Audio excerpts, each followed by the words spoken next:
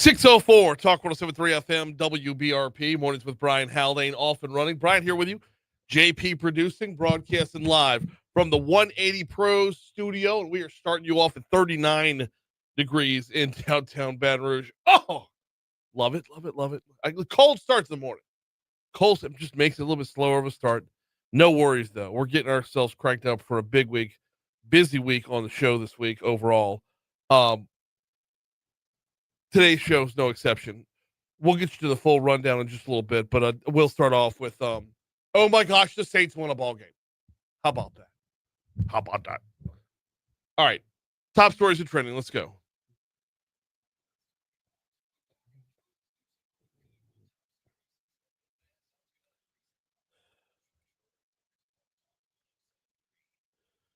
Number 5.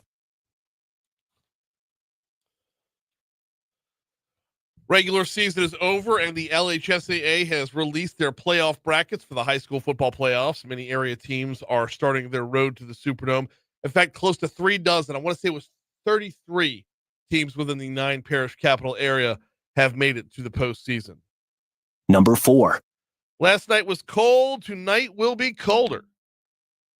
Could hit freezing, actually. Baton Rouge Fire Department is reminding residents to make sure their heating sources are ready and safe before the chill sets in. Public Information Officer Justin Hill says this time of year typically brings an uptick in house fires caused by heating appliances. So test your furnace first. Don't fall asleep with a spare heater on, and don't leave anything flammable near a heat source. Number 3. A juvenile was hurt in a shooting along North 35th Street on Sunday night, first responders said. Sources say the shooting happened near the corner of North 35th and Zion Streets around 8:30 p.m. The juvenile victim was taken to a hospital in stable condition. Circumstances surrounding the shooting have not been released. Number 2. Former LSU football coach Brian Kelly has requested that the school pay his full buyout of nearly $54 million, according to documents obtained by the Advocate, as negotiations continue 2 weeks after he was fired during his 4th season. In a November 5th letter sent to LSU Athletic Director Verge Osbury and LSU Board of Supervisors member John Carmouche, Kelly's attorneys asked for written confirmation by 5 p.m. today that LSU will, quote, fulfill its contractual obligation to pay the full sum. Number 1. East Baton Rouge Parish Public Defender's Office is none too happy with the proposed EBR budget. In fact, the Public Defender's Office is warning Mayor President Sid Edwards' proposed budget cuts could severely reduce staff, threatening the agency's ability to serve the community. Chief Deputy Defender Kyla Romanok says the agency is already short-staffed, but its services are essential to the parish.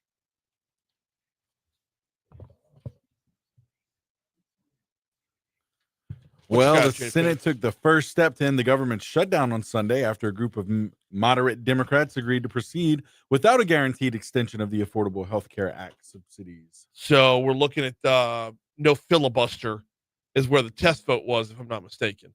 So we'll see that vote move forward, and then everyone's on the clock. Everyone's paying attention, and everyone's on the clock, and that's what we want from this, right? We want transparency from this.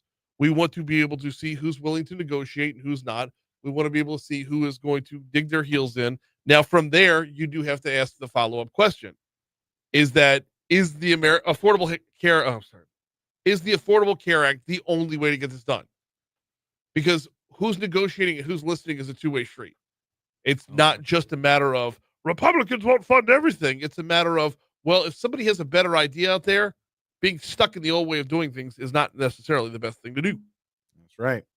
In other news, sports news here, a little controversy this morning. 2 Major League Baseball pitchers, Luis Ortiz and Emmanuel Clase, both with the Cleveland Guardians, allegedly conspired with sports bettors to rig pitches they threw so the bettors would profit from illegal wagers. Federal prosecutors in Brooklyn and the FBI announced an indictment on Sunday. So, of course, all the anti-sports betting people are up in arms about this, saying, see, sports betting corrupts sports. I have a different opinion on it, dude. My opinion is this happens with or without it being legal. But when sports betting is legal, you find it out sooner, you root it out sooner. The negative consequences become public, but it's like this would go on for entire seasons. So with or without, legal or not. Do you want it above board and cleaned up? Or do you want to just stay dusted under the rug and keep going on and nobody know about it? Good point. Keeping it with sports news, former NFL Commissioner Paul Tagliabue died yesterday at the age of 84. I believe it was due to heart failure. Yeah. Wow. Yeah. Yeah. Look, love Paul Tagliabue. Yeah. He followed Pete Rozelle as NFL commissioner. He was the Saints' last line of defense, last line of protection. He was a young lawyer on the antitrust lawsuit back in the 60s when the AFL and NFL combined. He was a young lawyer who sought the help of Louisiana politicians to hammer this through Congress. And in exchange for all Rozelle was the commissioner, Tagliabue was the lawyer. And that's how the New Orleans Saints came to be. Like we, as a Saints fan, as a member of the Who Dat Nation, we lost a protector over the weekend. Yeah. Sad to see it. Very much so. 609 Talk 107.3 FM WBRP. We got a lot of ground to cover this morning, y'all. We're going to be news heavy in the first hour, soundbite heavy in the first hour for sure. Our guest list will begin at 6:50. Stephen Portnoy from ABC News is going to hop on board. Let's talk about that pathway to ending the shutdown. Stephen Portnoy, like I said, later this hour. In our 7 o'clock hour, of course, Medical Monday, when we talk with our friends over at Our Lady of the Lake, we're talking about recovering from a heart attack today. Rowdy Gaudet from the Louisiana Association of Business and Industry is going to join us at 7:35 to preview the Louisiana Business Excellence Awards. In the 8 o'clock hour, we'll cover everything under the sun with Moon. And then we got Janet Simmons from Breck stopping by at 8:35. So full slate ready to roll for us. We're going to get after it today. Yes, it's a little bit colder this morning. Not to worry, though. We're going to get through today and tomorrow with this cold snap that, well, might spill over to a third day. All right, before we get you to our first break, let me remind you about the folks at Vex European. Cold snap's a good time to learn about the things that might be wrong with your car, right? For example, I learned this morning that I've got a squeaky belt. Turned on my car, had a little squeaky belt going on. So yeah. Well, when you've got an 18-year-old vehicle, you might want to get that taken care of, or a squeaky belt becomes something else. So I'll be going by Vex European this week. I'll be hitting up vexeuropean.com to make my appointment, swinging by on Benefit Drive, be enjoying the waiting area as they take care of my squeaky belt. And it's such a convenient process. The little appointments tab is right there on the homepage. When you show up, they take perfect care of you, wonderful care of you. You go in the little waiting room, sit down, and get the TV with the remote if you want to. I normally just plug in and knock out a bunch of emails while I'm there, pour myself a nice cup of coffee, maybe grab like a Pop-Tart or something because they've always got snacks going on. Yeah, it's so user-friendly. Learn more at vexeuropean.com. If you drive a European vehicle specifically, Mercedes, BMW, Jaguar, Volvo, not Volvo, excuse me, Land Rover, Audi, check out vexeuropean.com. Coming back, we got sports next. Oh, my word.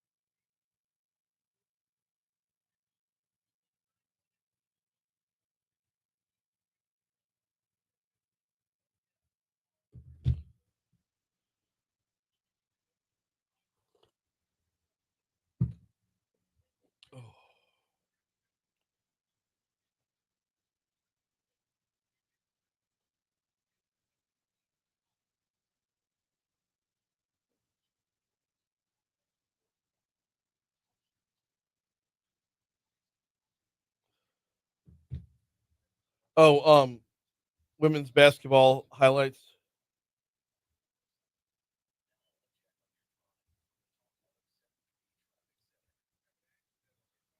Uh, 1.4.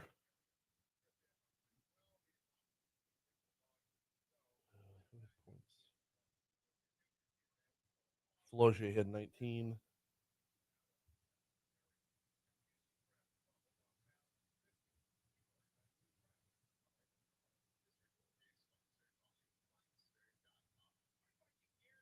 $2.2.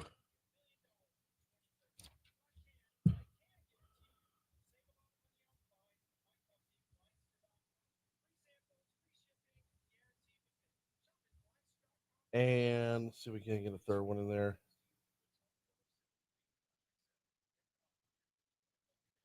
Zakiya Johnson.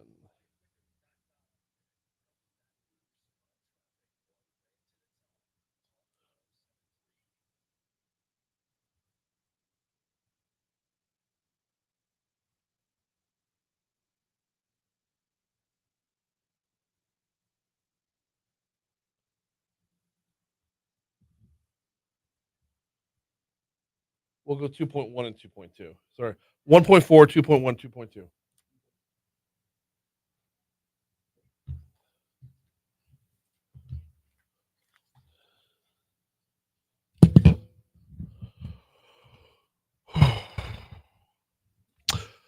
$6:15. Rolling over to 6:16 to talk 107.3 FM WBRP. Mornings with Brian Haldane rolling right along. We got a lot of sports to cover this morning, so let's go ahead and get started. I want to start off with the New Orleans Saints. Actually, both LSU football and women's basketball might have to push to the next segment here because I'm keeping one eye on that clock. We are going to stay on time to start off the week. So Saints head into the bye week on a win. Tyler Shuck gets 2 touchdown passes in one game, unheard of.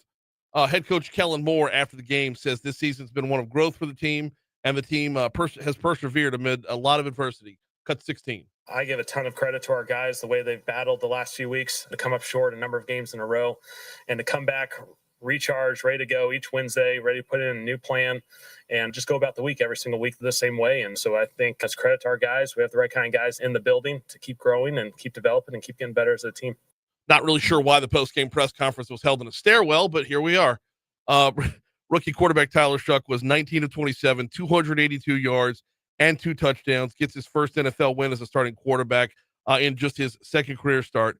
Shuck said it felt great to get this first career win under his belt. Just a great feeling. I think my favorite moment is just seeing everybody in the locker room, dapping everybody up, and just kind of the work that everyone's put into this point, and just a great team win. I think the defense, special teams, everybody had an impact on the game, and it was just a great feeling. Speaking of the defense, there was an interception by Alontae Taylor, which led to the Saints' second touchdown of the day, which pretty much iced the game. Taylor credits the coaching staff for putting him in a position to make that play. We do the call all week. Coach kind of tweaked a few ways that I could disguise the play, and I think I kind of made a little bold move with myself going super close to the line of scrimmage, but I knew what my job was, and I just trusted everybody around me, and I just knew my assignment, knew my alignment, and just made sure my technique was good. We did mention Tyler Shuck did throw for 2 touchdowns. The call on Fox went like this for the first one to Chris Olave. The slot. Pressure coming. Shuck has a moment. Goes deep down the sideline. And the catch is made. And taking it in is Chris Olave for a Saints touchdown. I'll take it. I'll take that for the first one. We're going to hear from Chris Olave in just a quick second. But that second touchdown coming after the Alontae Taylor pick was to Juwan Johnson, which, I mean, just beautiful little pitch and catch here. Nothing. Wharton has come back out on defense. Shuck will chuck it and throw. And it's Juwan Johnson down near the goal line and in for a Saints touchdown. Again. And there was a Blake Groupie field goal mixed in there as well. 17-7 your final score. Yes, it's nothing to throw a ticker tape parade about, but if you're looking for any positives heading into the future, I mean, look, when Spencer Rattler was quarterback, he wasn't the reason for them losing games, but he wasn't going to take you to the next level to win games either. It just appeared that the game moves a little bit slower for Tyler Shuck than it did for Spencer Rattler. we'll see as that moves forward, as the Saints will play better teams down the road. Chris Olave talking about playing in the place that basically knocked him out of the season last year. Yeah, it was a tough time. I had a great week of practice. I didn't really think about it too much, but when I came into the stadium, I just felt it all again. I had a lot of anxiety pre-game. There's a lot of stuff going on. Close people know what's going on, so they just stood by my side. And I appreciate them for all that. How did you manage that anxiety? Just talking to my people. Like I said, my close people on the team, my coach Doug, B Cooks, AK, they all helped me out. My pops was here too, so I went over to talk to them pregame and try to loosen my mind up. What's it? It just goes to show that the locker room hasn't quit yet. Gotta love it. Here's the Fox Business Report.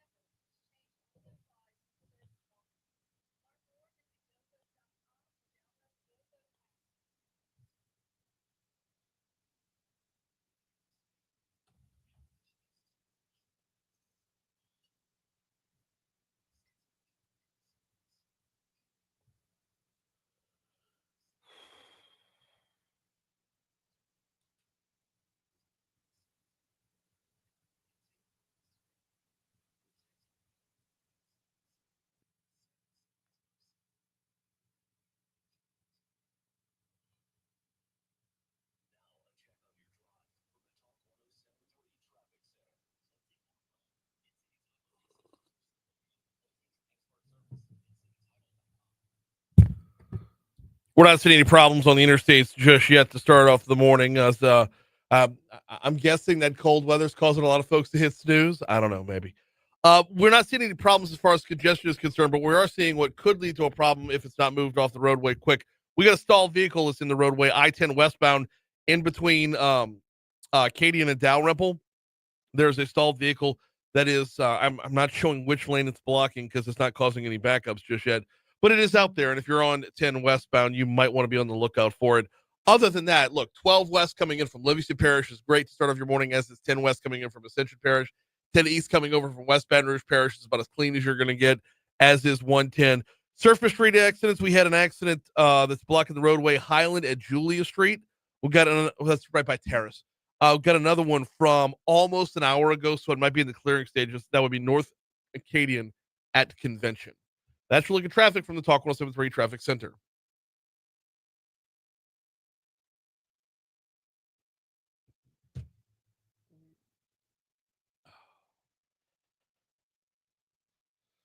LSU football first. LSU football first.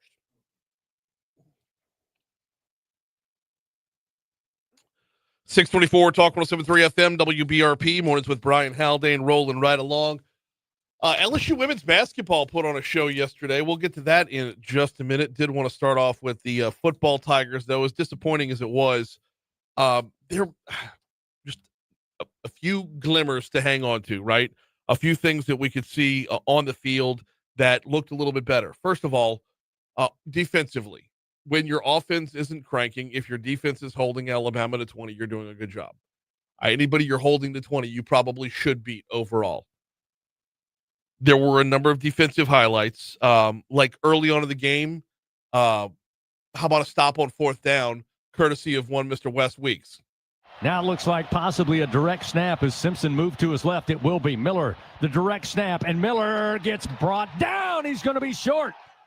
He's going to be stopped at the 39-yard line. A turnover on downs. Wes Weeks got his helmet in there and stops Jam Miller as Alabama rolls the dice early, going for it on 4th down, where on the season they were 13 of 20 for 65%, but again, not fooling anybody. Simpson lined up, and then Jacob kind of moved to his left. It was pretty obvious Miller was going to get the snap. To fade that out right there. Chris Blair, Jacob Hester on the call for the LSU Sports Radio Network.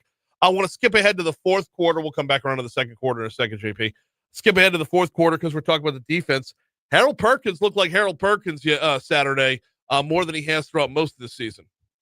Jam Miller back in at running back as Simpson motions for the tight end. Cuevas, he'll take the snap to Simpson. Deep drop, tight pocket, in trouble, and ball loose. Harold Perkins looks like he fell on it.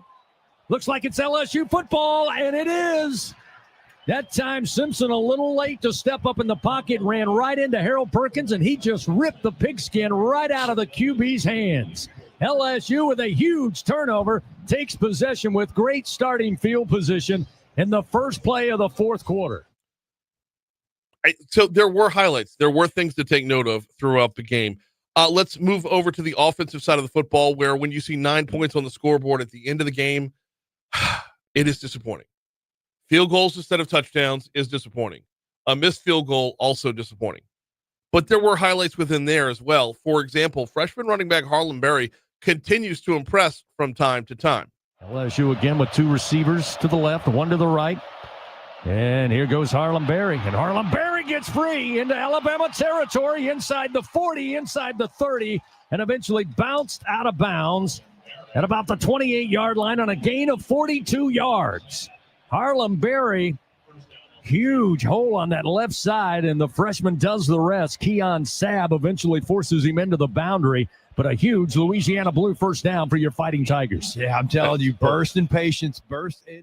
And look, that's why a true freshman goes out there as a captain against Alabama, man. They got Which, by the way, a true freshman as a captain, by the way, I wanted to stick all the way through a little bit of Hester right there. Burst in patience completely describes everything that happened on that play and what Harlan Berry's been doing from time to time. Now, no longer going to bury the lead. Let's go ahead and get to it. Do we have a quarterback controversy, or are we going to see a move at the starting post?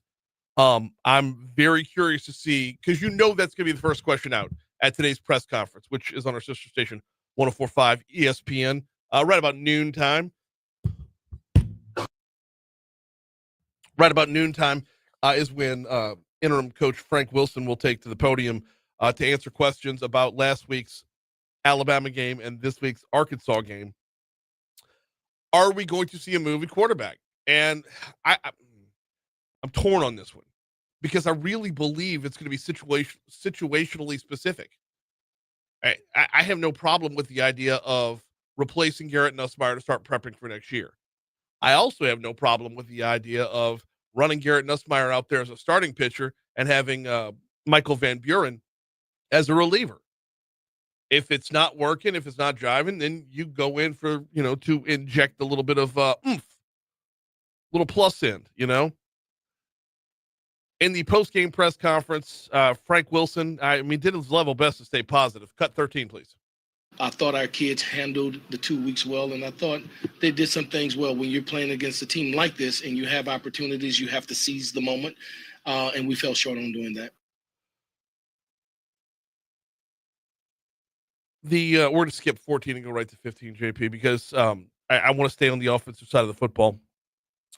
Talking about Garrett Nussmeier coming out and Michael Van Buren going in.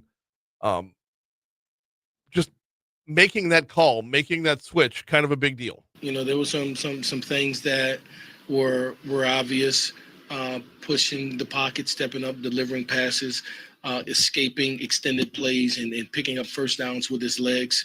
I'd like him to have 2 hands on the ball, in the pocket so we don't get that last one swatted away. But I thought he did a good job. In the meanwhile, though, the reason I don't want to blame Garrett Nussmeier is because this is all due to a terrible offensive line. You saw the play, Garrett's last play of the game, where he should have stepped up in the pocket. He spun trying to get away from the rush and just spun right into the defender. But when you spend the whole season on the run, when you spend the whole season uncomfortable, when you spend the whole season not being able to just settle in and go, that's the result you get. So, meanwhile, man, we're not going to have time for all these highlights over here. LSU women's basketball posted up a 118-70 win over Georgia Southern yesterday. There were 5 LSU Tigers in double figures before it was all said and done. They were led by Flau'jae Johnson, who in the second quarter just decided to light up three-pointers, which was awesome. LSU moves to 3-0 on the young season. And just they continue to impress. Here's news. Sorry,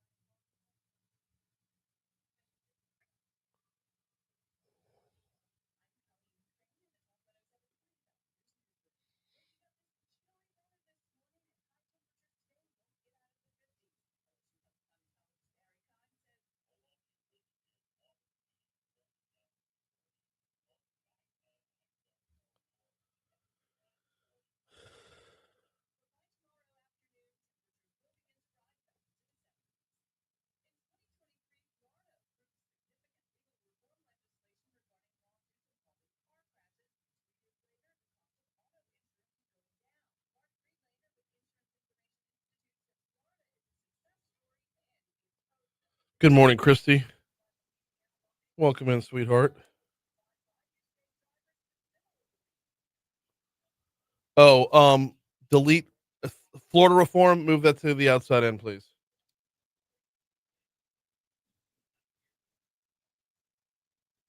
That's be Kyle Callahan.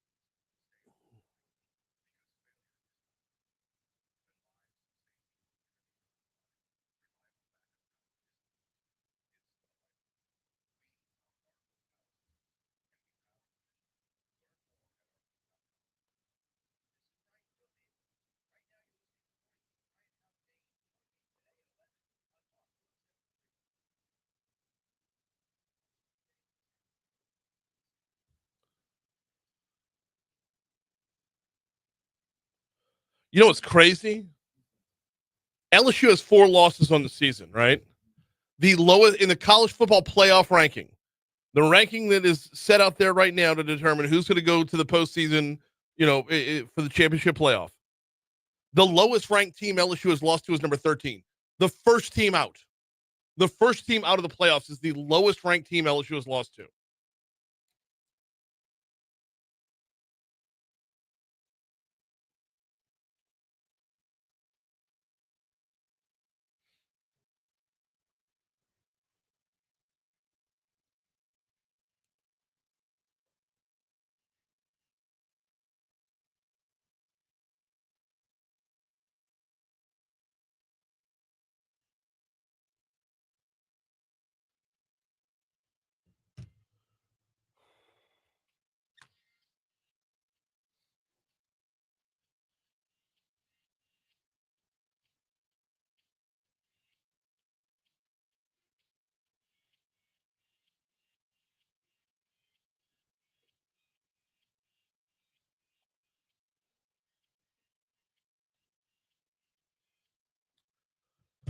.637 Talk 107.3 FM WBRP mornings with Brian Haldane rolling right along.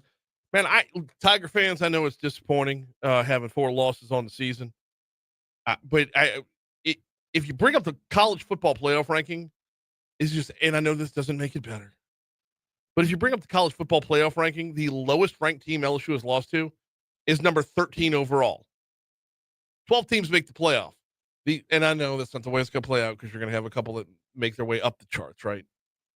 But as it stands right now, LSU football has lost to the numbers 3, 4, 6, and 13 teams in the country. I don't know why that softens the blow for me, because we want to be in that top 12. Verge Osbury and Frank Wilson have both said we need to be in that top 12 every year. I get that. But it's not like we're losing games that are just to teams that should be egregiously worse than us.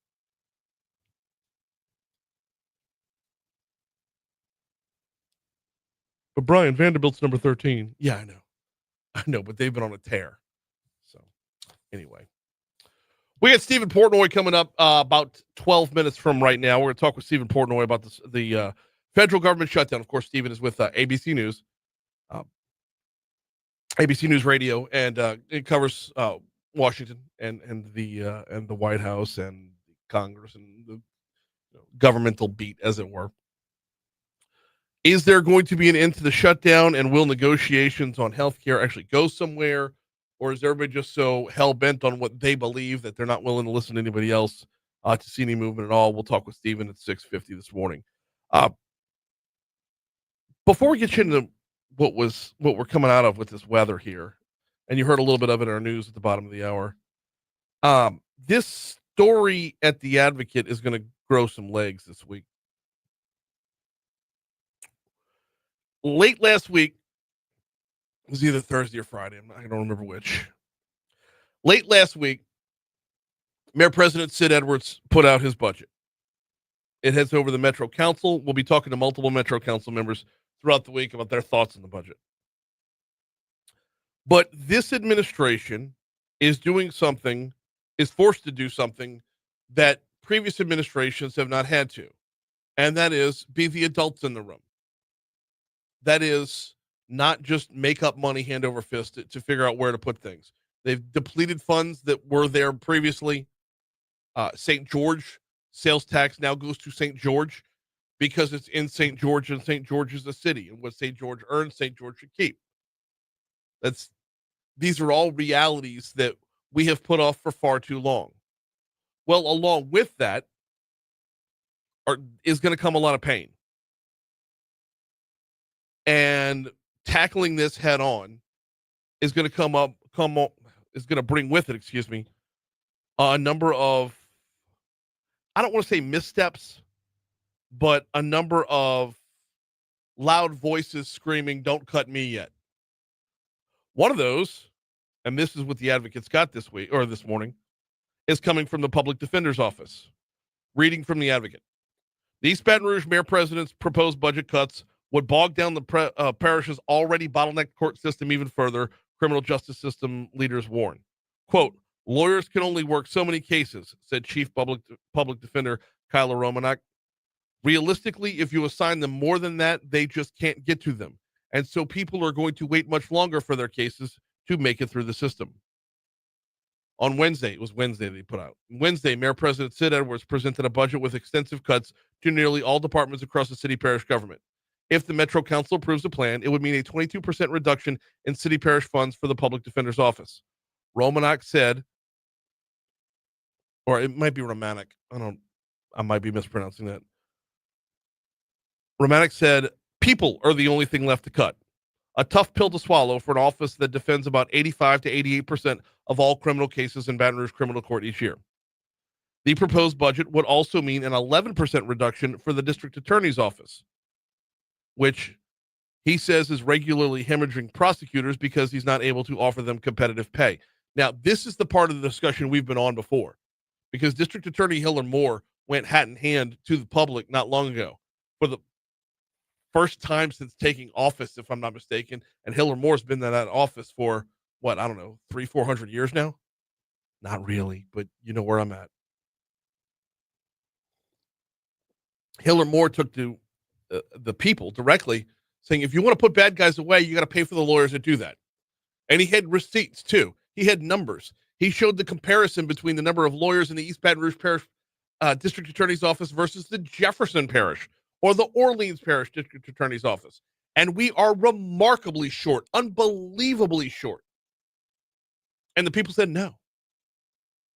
We don't have an appetite for more taxes. We don't have an appetite for any more taxes, any higher taxes at all. So what's going to come about this week as the Metro Council starts to break down the budget and dig through things and whatnot, what's going to come about this week is, if not you, then who? If you can't afford a cut, then tell me who else to cut. And by how much more?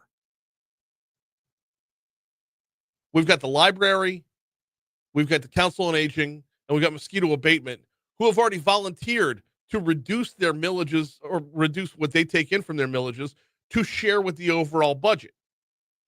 And then you've got the overall budget is already going to take a bigger cut than that. And by the way, there's already people balking at the idea of merely funding the library or the Council on Aging or mosquito abatement. They're balking at that idea. It's on the ballot this weekend. Well, unless you've early voted, in which case it's already in the books because early voting ended on Saturday.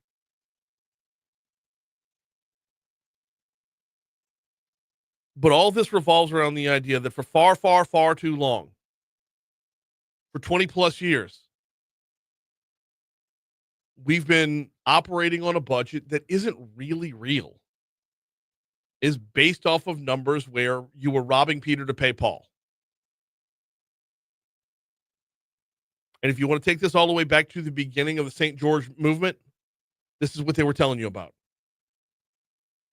Everything in Baton Rouge is funded off the backs of St. George. And for far too long, they were told to just sit down, shut up, and take it. So they finally formed their own city. And here's where we're at.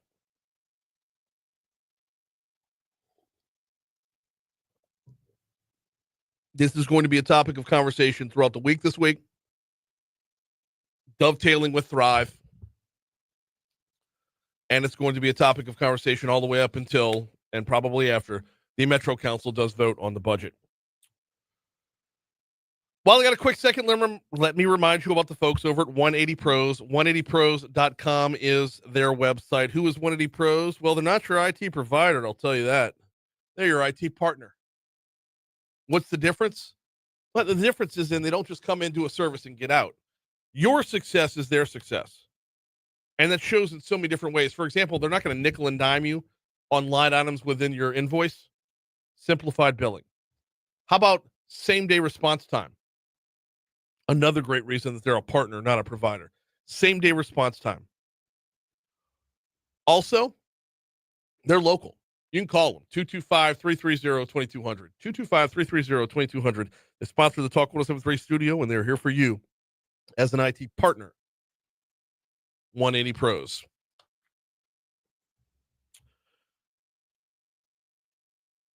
I feel like I'm ignoring the biggest story of that. Like, I wanted to talk budget. I wanted to talk Thrive. I wanted to talk LSU. There's just so much that we want to talk about right now. Into the government shutdowns coming up in our next segment. But this cold weather, man. This cold, waking up this morning, stepping out of the house, nice and I'm a chilly guy. Any colder than this, and I'm out. But today, we're not going to get out of the 50s today, y'all. LSU health climatologist Barry Kimes says it's going to be a little bit longer before the cold snap's over with. Hold on to your britches here. Tomorrow's going to be even colder yet, with 30s north of the I-10, I-12 corridor, and temperatures around 40-ish in the coastal zone. Gotta love that. Now, we could see freezing temps tonight. If you're in the surrounding area, cover your plants, take care of your pets, to be sure. Pipes, I don't know. I don't think we would be below freezing long enough to worry about our pipes just yet. Cut 5. Some places may dip below freezing for a couple of hours, but I don't see any pipe issues in this particular cold air outbreak. Now, that being said, we'll be back in the 70s before the week is over with. So if you're a cold weather person, enjoy it while it lasts. Quick break. We got Stephen Portnoy next.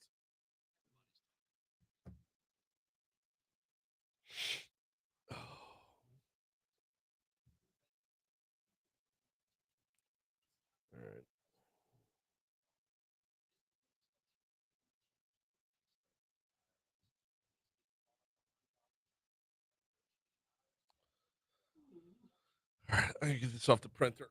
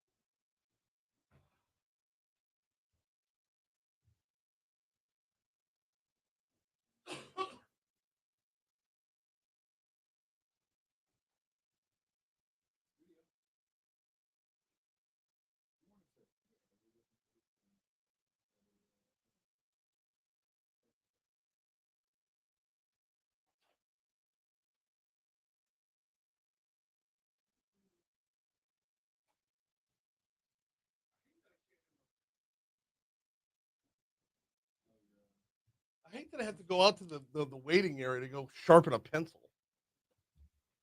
There's got to be another outlet in this room somewhere I want a little table over there, like to move that keyboard and the mouse for that, just so they're out of the way, they're off the table. Like if somebody sitting right here spills a coffee, it goes all over that keyboard, and that would be a great place for my pencil sharpener. See, these are the things that I complain about. I'm a whiny little butthole.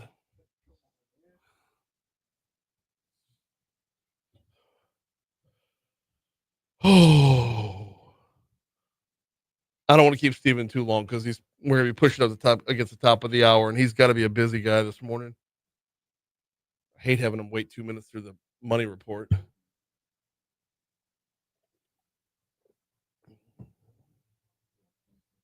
Yeah, we're good. Do what? Come back cold, no bumper. I'll just dive right in. Save a couple seconds for him.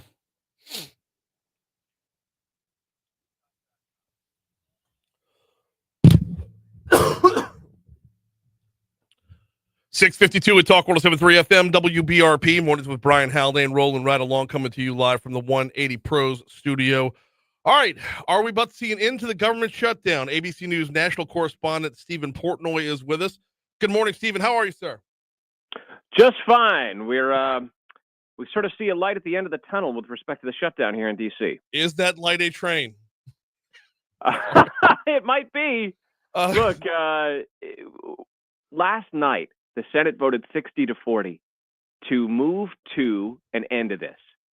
There's a lot that still has to happen. You've got to have the Senate passing this measure that would extend agency funding through the end of January. That hasn't happened yet. Probably will.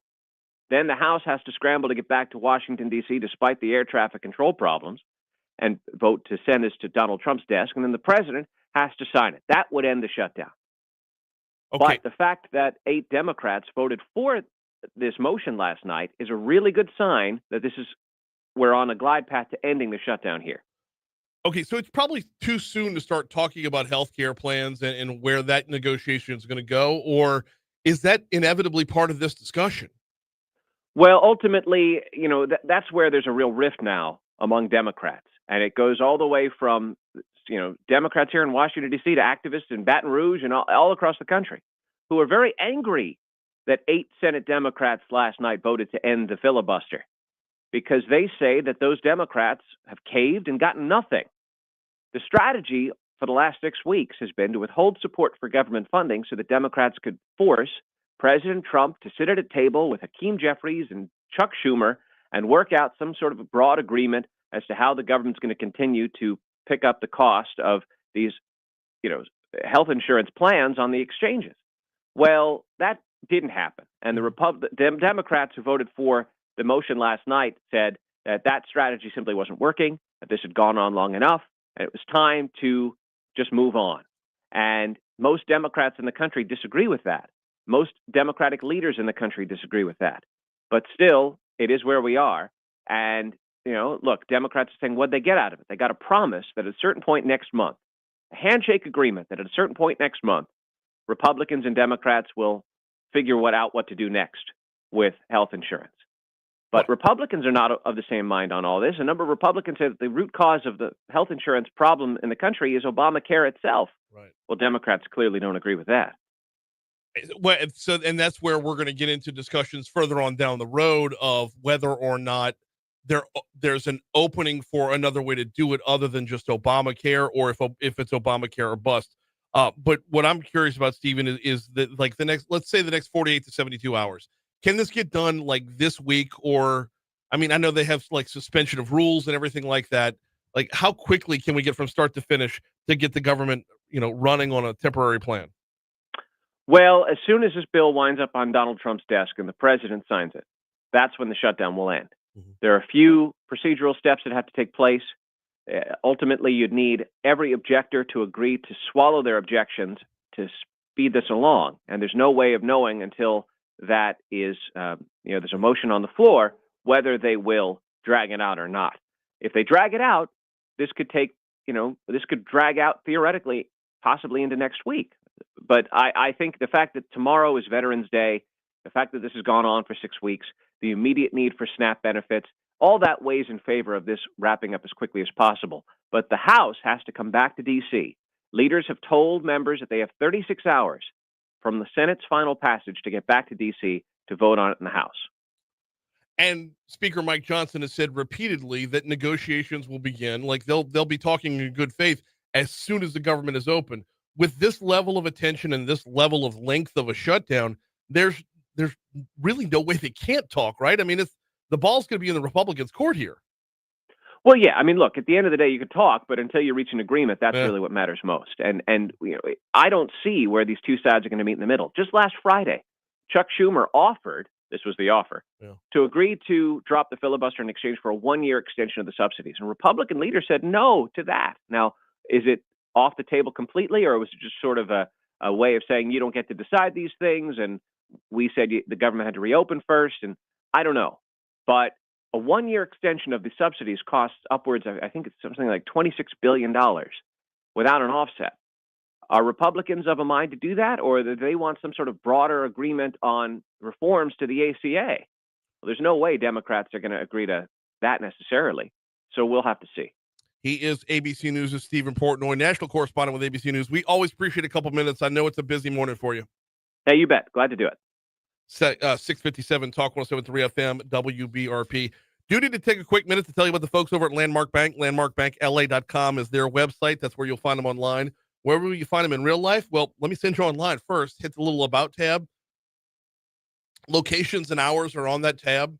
Landmark Bank was founded in 1897 as a community bank, and they remain a community bank. So if you're in Bruley, if you're in Zachary, if you're in Denham, and there's a handful of other locations as well. If you are within the communities where Landmark Bank is, you want to give them a look. Having a community bank means having a community banker. And that means having someone who shares your goals, who understands where you want to be. Having someone who knows how to get you there as well, with all the resources that are available from the big boys, but you also have the attention and care of someone who you see in the grocery store, someone who you see at the gym, someone who you see on your trick-or-treat route, someone who's in your community. Check them out online, landmarkbankla.com. We have got a minute and a half until news at the top of the hour. So much to unpack from Stephen Portnoy right there, not the least of which was, did y'all catch that? He said the House has to get back to Washington, D.C. Congress has to get back to Washington, D.C., but will they even be able to find flights to get there with all the cancellations amidst the shutdown? So it's quite possible the shutdown could lengthen the time of the shutdown. How about unpacking that? That and the other part of this, I'm firmly of the belief that once they're talking, they're going to find something. But I don't know if they're going to agree on what they find. When it comes to, I don't know if healthcare savings accounts can go far enough to provide the level of care and coverage that Democrats want. But I know that premiums have not been solved. And the Affordable Care Act has not been affordable.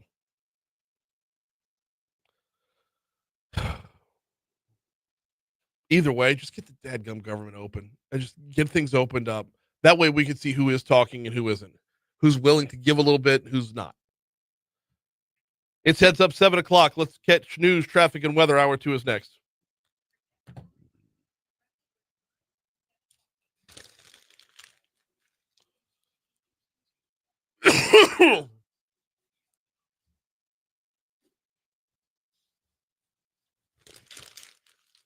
This chest crud is still hanging with me.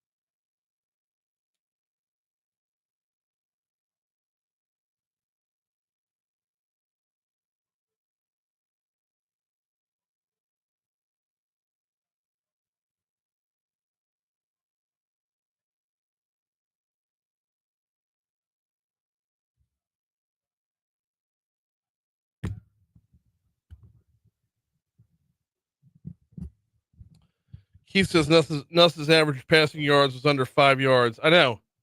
It's that's play calling though, right?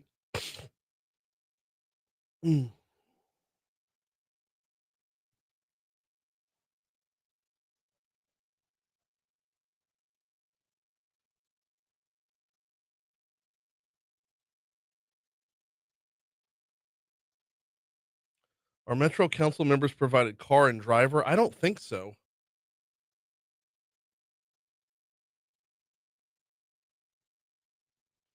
Can forgiveness be bought for 2K? I explain that one, please. Maybe I'm just not firing on all cylinders to start the morning, Patrick, but I don't get it.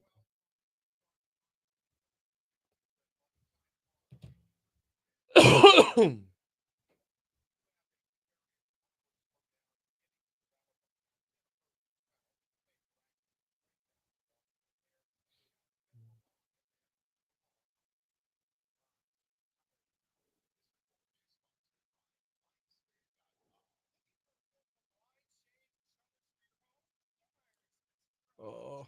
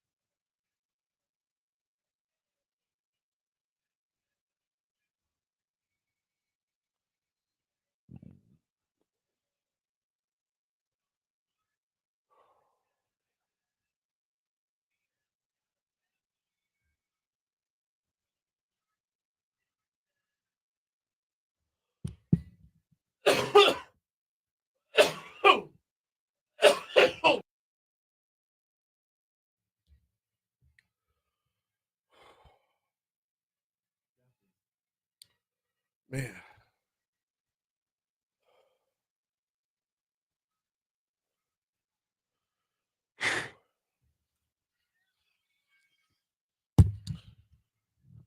.705 Talk 107.3 FM WBRP mornings with Brian Haldane rolling right along. Hour 2 coming your way right now. Brian here with you. JP producing, broadcasting live from the 180 Pros studio. 180 Pros, is it time for your IT to hit a 180? Check out 180pros.com. We've got a busy hour for you this hour. We've got Medical Monday coming to you next. Oh, by the way, starting off at 38 degrees in downtown Baton Rouge.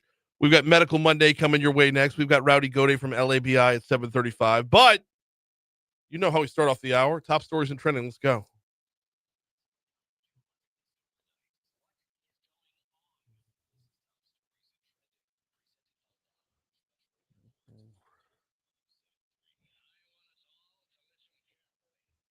Number 5.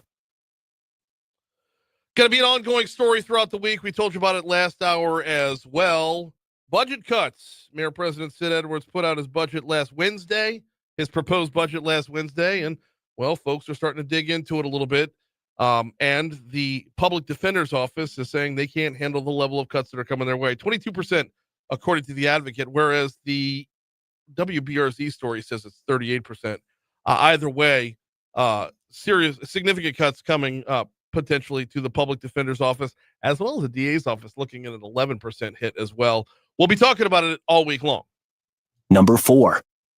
The regular season is over, and the LHSAA has released their playoff brackets for the high school football playoffs. With many area teams are starting their road to the Superdome. In fact, close to 3 dozen. I believe I counted 33 teams from the 9 parish capital region. The 9 parishes that make up the capital region. 33 teams are in some level of the playoffs, either select or non-select. Number 3. Last night was cold. Tonight could hit freezing, and the Baton Rouge Fire Department wants to make sure everybody's taken care of. Public Information Officer Justin Hill says this is the time of year typically that brings an uptick in house fires caused by heating appliances. Test your furnaces before using them long term. Don't fall asleep with a space heater on. Don't leave anything flammable near a heat source. I'm going through right now. I don't think I don't think we had any calls for service from last night to this morning as temperatures really started to get colder. Number 2. A juvenile was hurt in a shooting along North 35th Street on Sunday night. Sources said the shooting happened near the corner of North 35th and Zion Streets around 8:30 p.m. That juvenile was taken to a hospital in stable condition. Circumstances around the shooting have not been released. Number 1. Former LSU football coach Brian Kelly has requested that the school pay his full buyout of nearly $54 million, according to documents obtained by the Advocate, as negotiations continue 2 weeks after he was fired.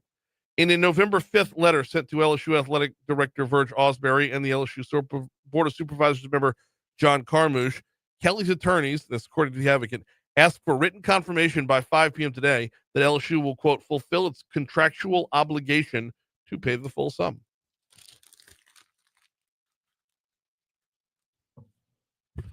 Well, the Senate took the first step to end the government shutdown on Sunday after a group of moderate Democrats agreed to proceed with the guaranteed extension of the Affordable Health Care Act subsidies. Without a guaranteed extension. Without. Yes, without.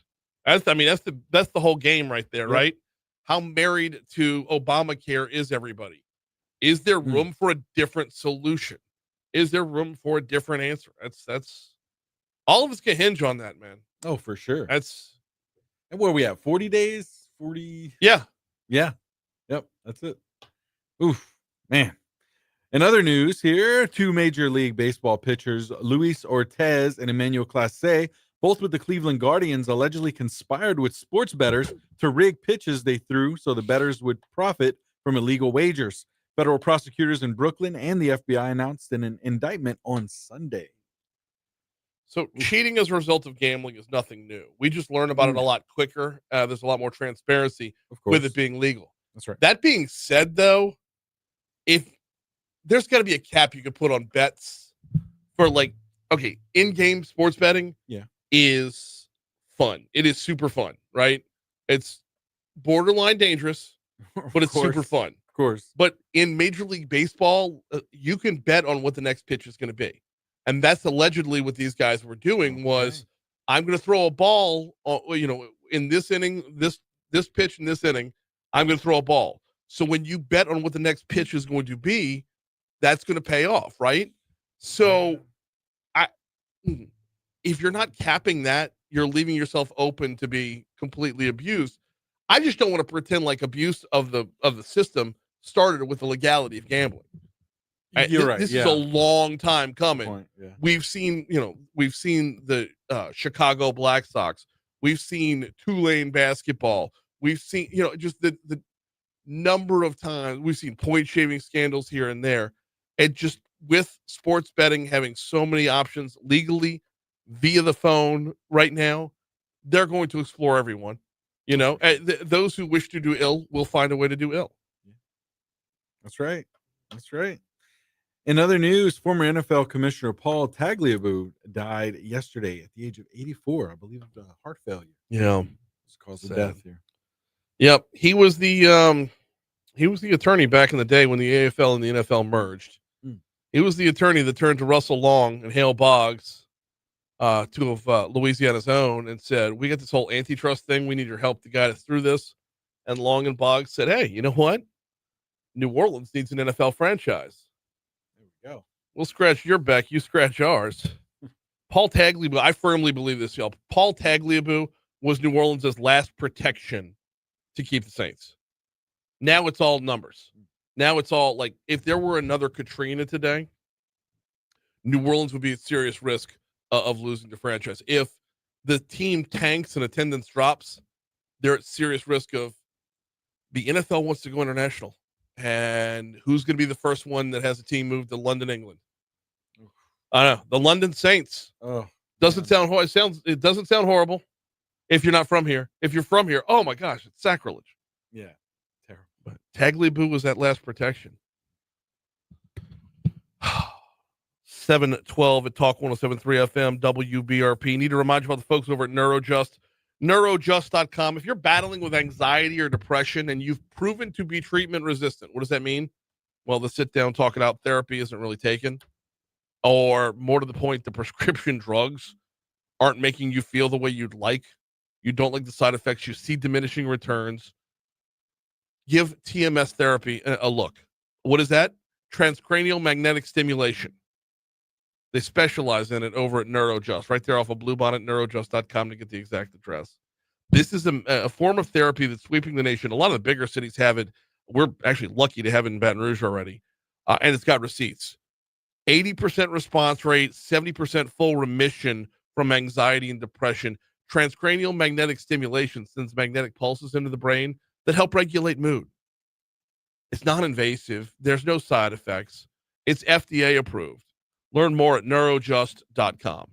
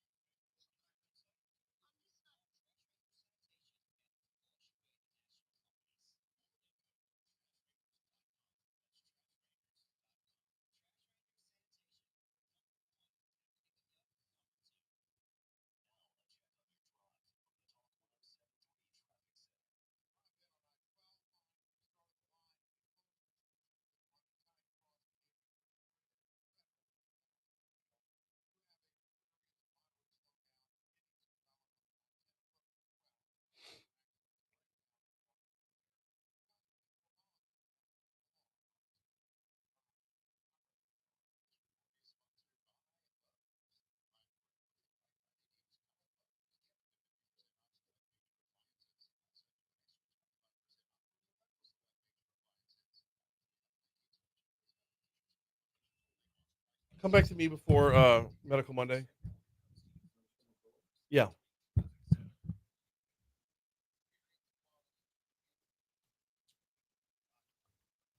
Hey, JP, I need a moment of personal privilege. All right. Can I get a moment of personal privilege? Please, yes. All right. Before they get out of carpool, I don't even know if they're still in carpool, but wanted to send a big thanks to my wife and my kids for such a special birthday yesterday. And those who, shared some well wishes on Facebook and all the other social media outlets as well. It was a fantastic day. I got beignets, bacon, and sausage for brunch. Homemade. What? No coffee call here. Homemade beignets. Oh, so man. I need to send a second shout out to Mr. C, my daughter's Louisiana history teacher. It's because of a project in that class exploring Louisiana culture that Abby learned how to make beignets. Yeah. So Christy and Abby got together in the kitchen yesterday to make homemade beignets. It turned out to be a very, very special day. And I wanted to thank them, and I wanted to thank everybody for the well wishes as well. So, all right, back to your regularly scheduled programming. It's time for your weekly checkup. This is Medical Monday, presented by Our Lady of the Lake Health. Yes, it is time for Medical Monday, and this week we're talking about heart attacks, or more to the point, the recovery from. After a heart attack or cardiac event, recovery doesn't stop when the heartbeat returns. It continues with rebuilding strength, independence, and hope. Today on Medical Monday, we're talking with Dr. Martin Setliff, rehabilitation specialist at Our Lady of the Lake, about how his team helps patients like Jason recover from heart events and how this level of care exemplifies this is how we health care. Dr. Setliff, welcome aboard. How are you? I'm doing great. Thank you for having me on. No, How are you today? glad to have you on today. Glad to be talking about this. Such an amazing story from start to finish. We're talking about Jason Moore today, a hospital security officer whose heart stopped for nearly 9 minutes while on duty, and thanks to life-saving treatment and the support of you and your rehabilitation team, he is well on the way to recovery. So let's start with his cardiac rehab. When patients like Jason begin their rehab, Where are they typically in their recovery journey, and what are the first goals that your team sets for them? Sure. So, cardiac rehab doesn't begin just when they arrive to our unit. Once that patient is in the ICU, they kind of begin what they consider phase one in the acute care side of the hospitalization. They're beginning to gradually improve this patient's exercise tolerance, because after you have a cardiac event, the heart is a muscle just like any other muscle, and it sustains damage and it's been weakened.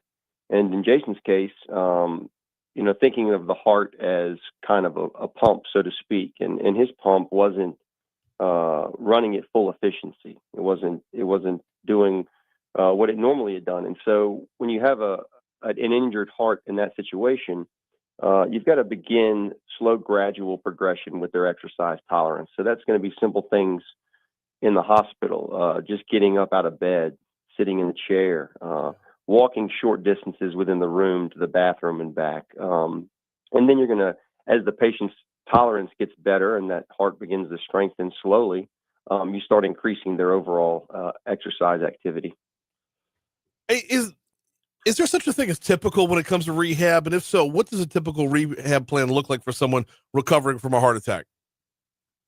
Sure. And it's kind of like what we discussed. When a patient, gets to the inpatient rehab unit, then we're going to be looking at specific physiologic parameters for these patients. You don't want to just take an injured heart and then just have them go 100% right when they first show up.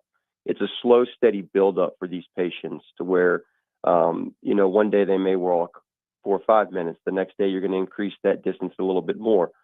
All the while, you're working on things to get their overall, what we would consider their VO2 max, or their ability to efficiently move oxygen throughout their body. And that's done with the heart. But the problem is that the heart being weakened isn't where it needs to be. So we've got to kind of protect that heart as we are gradually increasing its strength. And so we're going to look at what the heart rate's doing. We're going to look at their blood pressure. We're not trying to overwork the injured pump too quickly, or you may have some bad results. I would imagine so. And with Jason's case, I mean, that was nowhere near what would be a typical rehab, because a big part of this was the amount of time, the nearly 9 minutes that his heart had stopped. I mean, you go 9 minutes without your heart pumping, there's no oxygen getting to the brain. So I would imagine Jason's story takes on a number of turns that aren't typical at all. That's right. Jason's story is not just the normal heart attack. There was, you mentioned the 9 minutes, but there was, based upon some of the records, it looked like it could have been a longer period of time that Jason was down before anybody realized what had happened to him. And fortunately for him, the team, began immediate CPR. He was in the hospital, and it was able to get him into the cardiac cath lab very quickly to do the interventions. But throughout that process, the heart, which is pumping blood to the rest of the body, wasn't working. And so there was a period of time that Jason's brain didn't get adequate blood flow, right, not enough oxygen. And so he actually sustained an anoxic brain injury. And so once he was actually taken off the ventilator finally, and he was allowed to kind of be himself off all of the sedating medicines, that's when it was obvious that something was more than just a heart attack with Jason. And he had sustained a pretty significant anoxic brain injury. How do you go about putting that on the road to rehab as well? Right. So with an anoxic brain injury, the biggest issue for patients in this scenario is that their computer now is running slow. I always tell patients, think of your brain as a computer, and it's taken an injury. And so you still have all the same inputs that the body has to process: sight, smell, hearing, all these other things that are kind of working in the background that you don't think about. But after an injury like this, that computer's not running full speed. Mm-hmm. And so you now have a patient that isn't sleeping right. His ability to process new information is impaired. His short-term memory is impaired. Some people worry that if after an injury like this, is the patient going to forget who they are? And no, I tell them it's not like 51st dates where every day they wake up and they don't know who they are or what's going on. It's really about having a new memory, storing that new memory, and recalling it. So short-term memory is significantly impaired. So to some extent, for Jason, yeah, when he did wake up every day, it kind of was a new day. He didn't really remember what happened the day before. And on top of having just memory and cognitive impairments, now you don't have the motor control over your body because everything starts with your brain to move. And when you're not able to get adequate or successful neurologic signals processing throughout the brain, which is extremely complex, you have a patient that, like when Jason showed up to us, he had the inability to even sit unsupported. His sitting balance was poor. He couldn't get up to stand. He couldn't walk. Very, very uncoordinated. And of course, just being weakened from everything that occurred and being in the bed and being intubated. The patient wasn't at full strength, both from a muscle perspective and a brain perspective. So how difficult is that if the heart has to recover as well? I would imagine that the heart's not pumping at its max capacity, so you're not getting the oxygen everywhere else via its max, what it would be maxed out at. What do you supplement with, what, like a hyperbaric chamber, or like how does this work? No, typically not. I mean, we're going to use supplemental oxygen. Okay. There has been some, there have been some studies that with hyperbarics, kind of long-term with brain injury recovery. Yeah. There's been some good data there, some insignificant data there. So that hasn't been, I think, as hopeful or as dramatically successful as we'd hope. But I think there's still good science behind that. Okay. But when you're looking at a patient like Jason, after he sustained a brain injury like this, we have to just start with the basics. I mean, we are literally having to just rebuild the body and brain because of the injury. And the brain is very unique in that when some areas of the brain have been injured with intensive rehab, you can kind of rewire the brain, so to speak. We refer to it as neuroplasticity.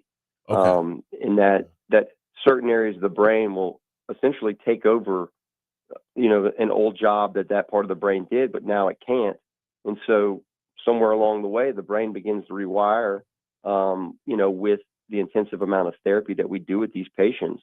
So it's almost like we've got to crawl to walk to run again in a patient like Jason.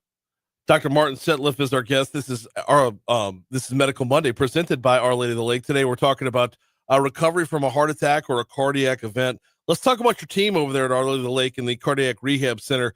Why do y'all stand out? Is it the expertise? Is it the teamwork? Is it the technology? Is it the combination of the three?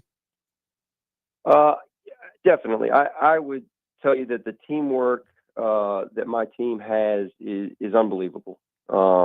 They work so well together.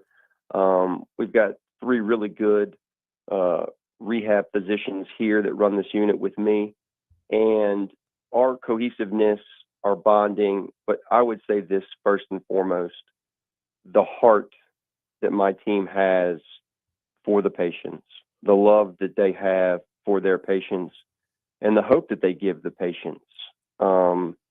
Typically, people don't know what I do in the medicine world because you're only going to come see me when something bad has happened to you. Right. But I have a team that recognizes that, has the true love for every one of their patients, and they give 110% if that's possible. They pour their heart and their soul into each patient that sets foot on this floor. And I think that's the special sauce, if you will. It's the care and the love that my team has for every patient that comes onto our unit. It takes heart to fix heart. How about that as a tagline, huh? There you go. I like that. I like that a lot. Talk to me about the rewards. So just how you feel seeing the patients rebuild their strength, get back to their routines, get back to their lives. It's unbelievable. Because I don't look at my work as a job, so to speak. I just love it that much. And the reward is when patients do come back to see us. Because you see people at their worst, unfortunately, whether, and you see the pain that they go through, you see the pain that their families are going through. And so for me as a rehab physician, I'm really trying to instill hope in every patient, every family member, because I don't have a crystal ball. I can't predict the future. I don't know what's going to happen with these folks.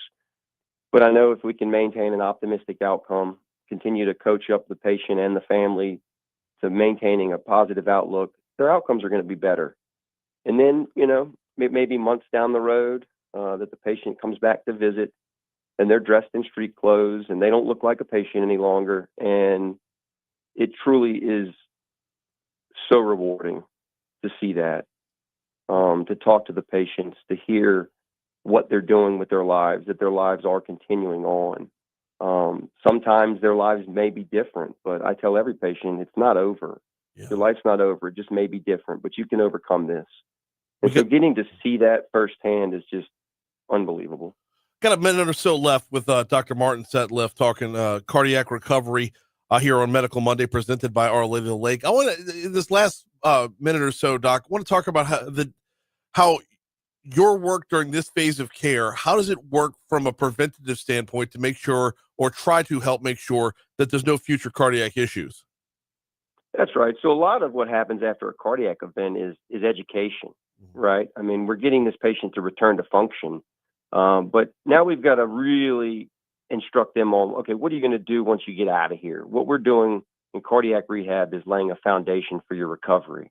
But they're going to continue to do outpatient therapy. They're going to continue to build up their exercise tolerance and their endurance. But the big thing is just really, educating these patients on lifestyle modifications. If you're a smoker, we need to enroll you in the smoking cessation program. We need you to really be consistent taking your medications, because, fixing the problem but not addressing what caused the problem is just going to result in more problems down the road, no matter what we do. And so, trying to get these patients to recognize what behaviors or what things do I do would cause me to have another heart attack. And so that's the things that we try to address nutritionally, medically, and just lifestyle modifications, because that's such an important thing. He is Dr. Martin Setliff. You've been listening to Medical Monday right here on Talk 107.3 FM, presented by Our Lady of the Lake. Dr. Setliff, thank you so much for a couple minutes this morning. Absolutely. Thank you for letting me come on and talk. Always appreciate our friends over at Our Lady of the Lake for Medical Monday. That happens every Monday. If you missed any of it, it'll be available on demand at talk1073.com once the show is over with. Y'all, the playoffs are set. Your home is right here on Talk 107.3 FM. Well, of course, Catholic High is not playing this week. They got to bye. That would be over on our sister station, 104.5, 104.9 ESPN Radio. But right here on Talk 107.3 FM, we're your home for Ken Trahan's original prep football report. 6 to 11 p.m. on Friday night. You'll get the latest from all the playoff action all around the state. We'll have check-ins, we'll have scores, we'll have updates. Ken Trahan's Originals right here on Talk 107.3. Quick break. We got Rowdy Gaudet from Lobby next. What was I going to my desk for?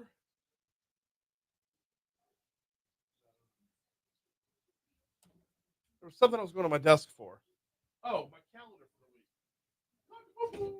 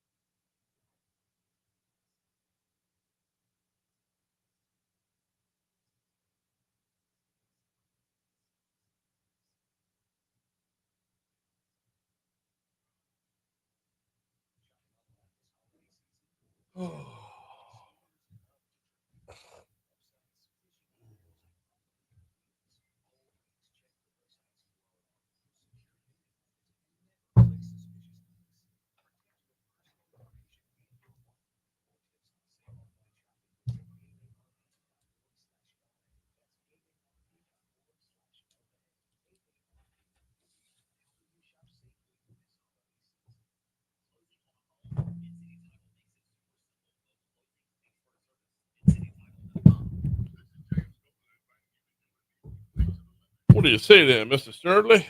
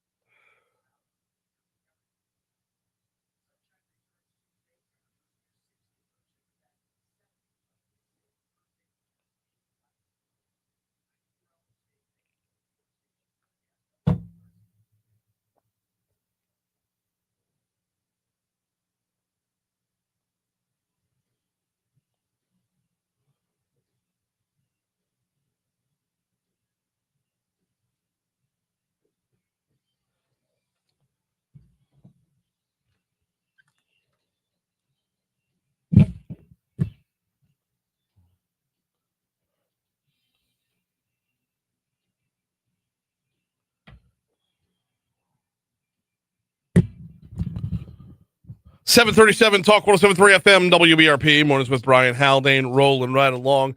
We're going to visit with Rowdy Gaudet from Louisiana Association of Business and Industry in exactly 60 seconds. Enough time for me to remind about the folks over at the Baton Rouge Metro Airport. FlyBTR.com is their website, FlyBTR.com. Love the information available at your fingertips at FlyBTR.com. For example, good to know that just about everything's running smoothly right now. When you look at the delays and cancellations around the country, how much of that is hitting home at FlyBT or at the Baton Rouge Metro Airport? Really, just the morning flight to Atlanta, the first flight to Atlanta this morning, as the only one that's showing any hindrance at all. So, yeah, if you were headed to the ATL at 6 o'clock this morning, you had to push back to a later flight. But other than that, it looks like everything else is running on time.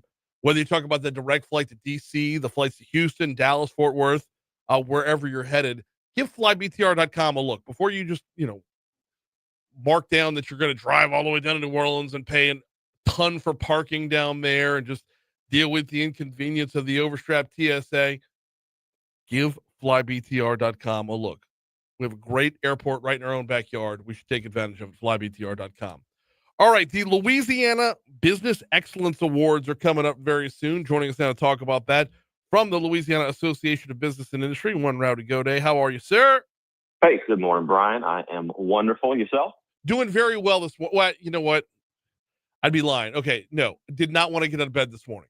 I mean, cold outside, celebrated the birthday over the weekend. Like all of it was a matter of like just hit snooze. But no, it's we're here. We're rolling. It's you pull through. Pull through. Yeah, just power through it, man. That's all That's you right. can That's do, what right? we got to do. No, the second cup of coffee hit pretty strong. So by There now, you go. the answer to your question is I'm good. So Good. All right. Good. Glad to hear. Lobby's Business Excellence Awards. Tell us all about them. Yep. All right. Appreciate that. So look, Lobby, I think most of your listeners will know the statewide Chamber of Commerce. And for the most part, what people associate our work with is inside the Capitol, pro-business policy. But part of achieving our mission is also making sure we get around the state and we hear from what's going on with business owners. And so we've talked to you recently about, Lobby spent the months of September and October going across the state of Louisiana. We visited 9 regions of the state, visiting with business owners, business leaders, hearing from them. We recognized legislators who were supportive of Lobby's agenda during the session. I talked to you a couple of weeks ago. Just last week, we held our cybersecurity and AI summit. Yep. That was a member-driven feedback. They said, look, these are topics we want to hear about. And as you can imagine, when we're going across the state, talking to business owners, business leaders, we hear stories of companies and of business owners who are going above and beyond, who are doing for their employees, who are doing for their communities, beyond the 4 walls of their business. And so about 10 years ago, Lobby decided, we should take this opportunity to really recognize the excellence that happens across our state. And so the outgrowth of that has been the Louisiana Business Excellence Awards. Lobby is hosting this event next Tuesday, November 18th. We do it over at the Renaissance here in Baton Rouge. It's a lunch event, so we open the doors about 11:30. Program begins for noon.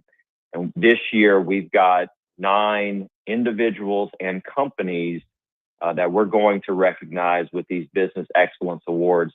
And I'd love if I could sort of talk through all 9, but maybe hit on 2 or 3 that we just feel are worth calling out, if that's okay with you. Absolutely. So look, we do different categories. So we've got Economic Development Partner of the Year, and that's your friend and my friend, the West Baton Rouge Chamber. That's Anna Johnson over there, who's done tremendous things this year. We honor companies across the state. We've got a Large Company of the Year, that's Argent Financial Group. And we've got our Company of the Year with less than 100 employees, and that's an IT company called Turnkey Solutions. Mm-hmm. We recognize manufacturers. So our smaller manufacturer is Manda Fine Meat. People in Louisiana certainly will recognize that name. Oh, wow. And our large manufacturer is Marucci Sports. Again, people in Louisiana will recognize that name. And then we've got a Young Business Person of the Year. Her name's Melanie Kluot. She just finished leading Lobby's Emerging Leaders Program. And I'll put in a quick plug. If there's young business people out there, emerging leaders who want to learn more about Lobby's program, reach out, look on our website. It's a terrific program. Melanie was the chair of that program for a couple of years. So let me hit on, if you could, Brian, the Workforce Innovator of the Year. This is Performance Contractors this year. Okay.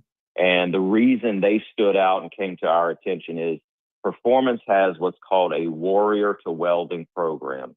This is an employer-led pathway for transitioning service members and veterans to get skills and begin working in trades like welding and related crafts. And so Performance has installed this program within their company, again, helping out veterans first and foremost. And then number 2, this is addressing in Louisiana, one of the policies that Lobby continues to push is we've got to be innovative to meet the state's needs in a modern and skilled workforce. And so Performance, through their Warrior to Welding program, is doing exactly that. And so when that came to our attention, we obviously felt like that is absolutely worth recognizing that company for doing.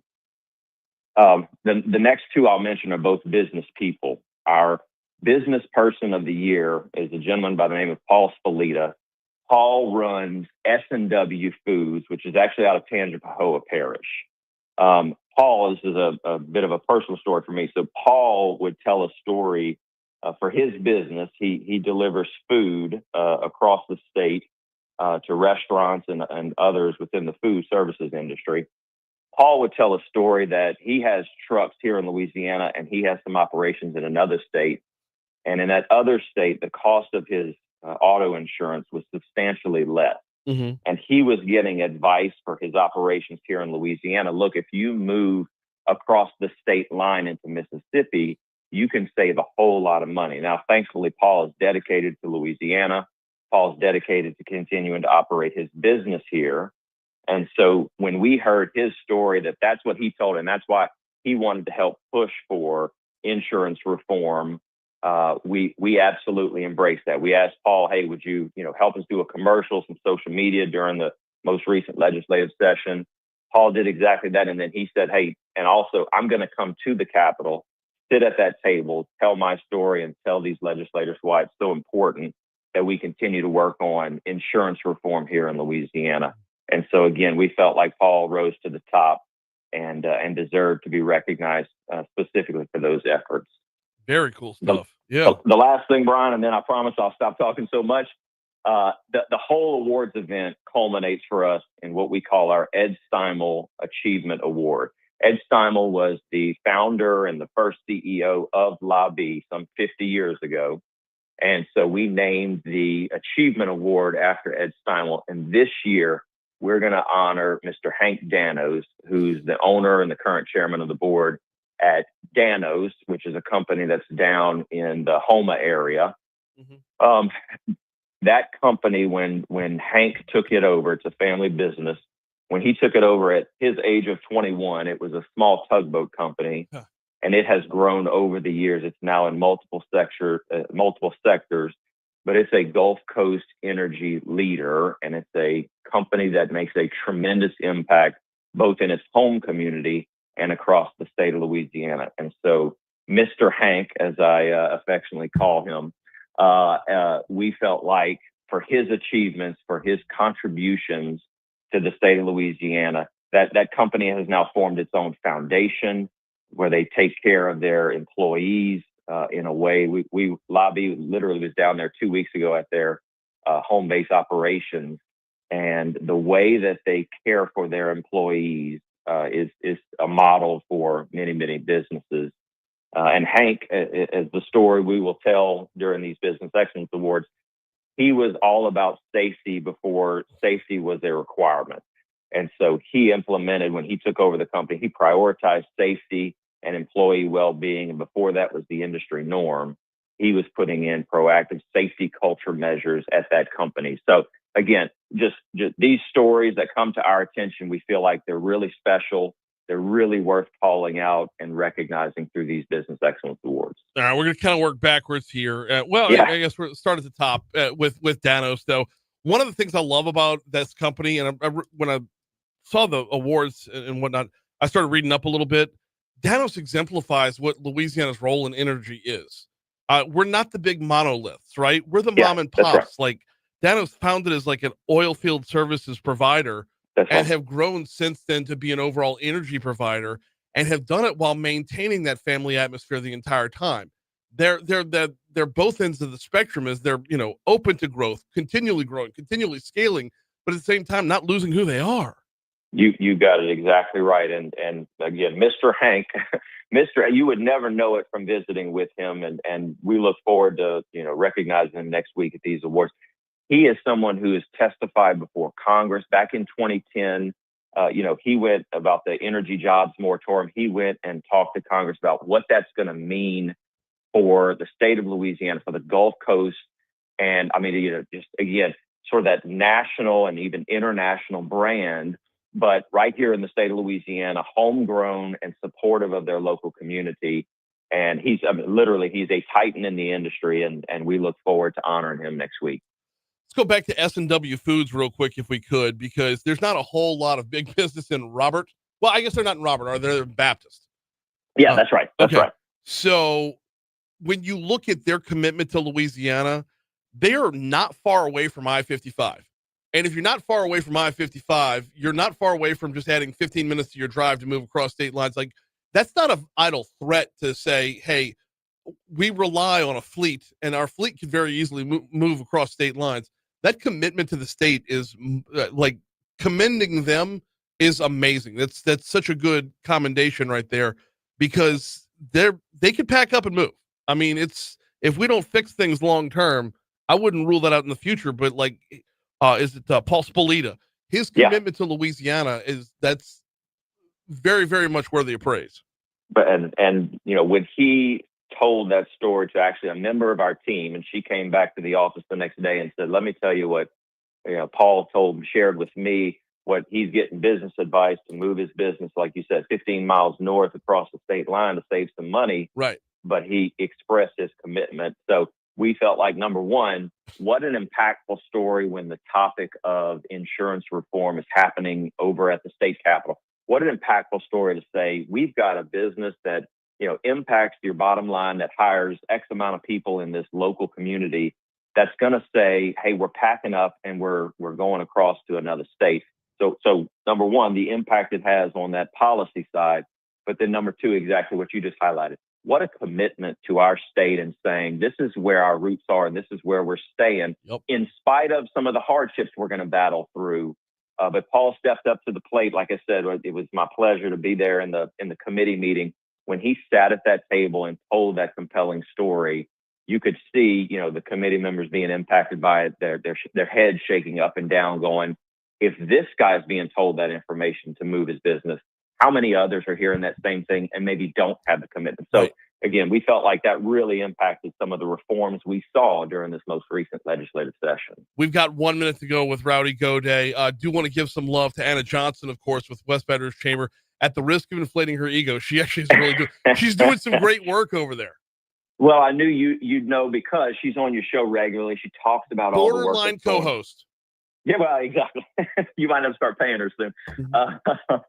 But because of that, and again, these awards, they're typically not someone who self-nominates. What happens is other lobby members or people from the community will submit a nomination for these companies because they say, hey, this deserves recognition. And that was the case with the West Baton Rouge Chamber. We had a couple of members who have said, we hear and see what's going on over there and the impact that they're having in that community. And so we got that nomination for the West Baton Rouge Chamber, specifically for Anna and the work that's going on there. And we said, absolutely. And Brian, let me say, I neglected to mention these awards, which happen next Tuesday, the 18th. And we do have tickets available through our website. That's my last question for you. Yeah. B1 Bank is our primary sponsor. I didn't say that earlier. And we want to thank them, with Lobby, these types of events, these types of recognitions, our ability to get around the state only happen because businesses help to support us and inform us of the types of policy work, and B1's a partner in that. So yeah, we have tickets available. You can go lobby.org, that's labi.org/events. And there you'll see all of our events, but the very first one, because it's next Tuesday on that webpage, is our Business Excellence Awards. Tickets available. Come and join us at Renaissance. Look, you can network with these businesses. You get to learn a little bit more about them, the business owners that are going to be there. And, if you're a company that's interested in impacting policy, come learn about Lobby. We'd be happy to sit down and talk with you about that. Lobby.org/events to get your tickets. He's Rowdy Gaudet. We always appreciate the time, man. Yeah, man. Thanks, Brian. Appreciate you. Thank you. Quick break coming back next with Kyle Callahan and Anthony Winters. Oh!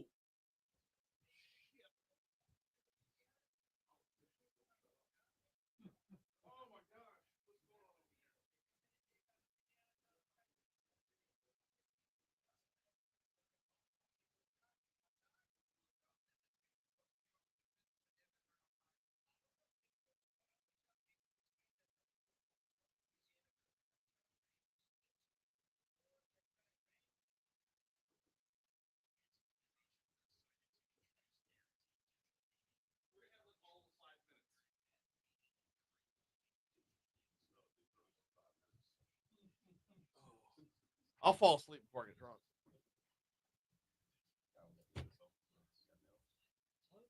Birthday dinner last night at Ruffino's. So how was it? It's always so good. 3 different waiters. Just like That's got a that guy. New Orleans style service. Yeah, you got one guy will serve you the. One guy's keeping the water. One guy's rolling. doing the drinks. One guy's doing the main meal, and it's like there's a bread guy in there as well. It's like, hey, where's the bread guy at? Yeah. Morning, sir. What's up, guys? How y'all doing this morning? Hey, we got a cocktail for you. It's a pineapple hibiscus tequila. Oh my god! Yeah. I want to try just the tequila before I add the pineapple to it. Okay. So Let's get you going. what kind is it? Like? Is that a reposado? Yeah. Okay. That's this cup. Whoever's cup it is, everybody grab it.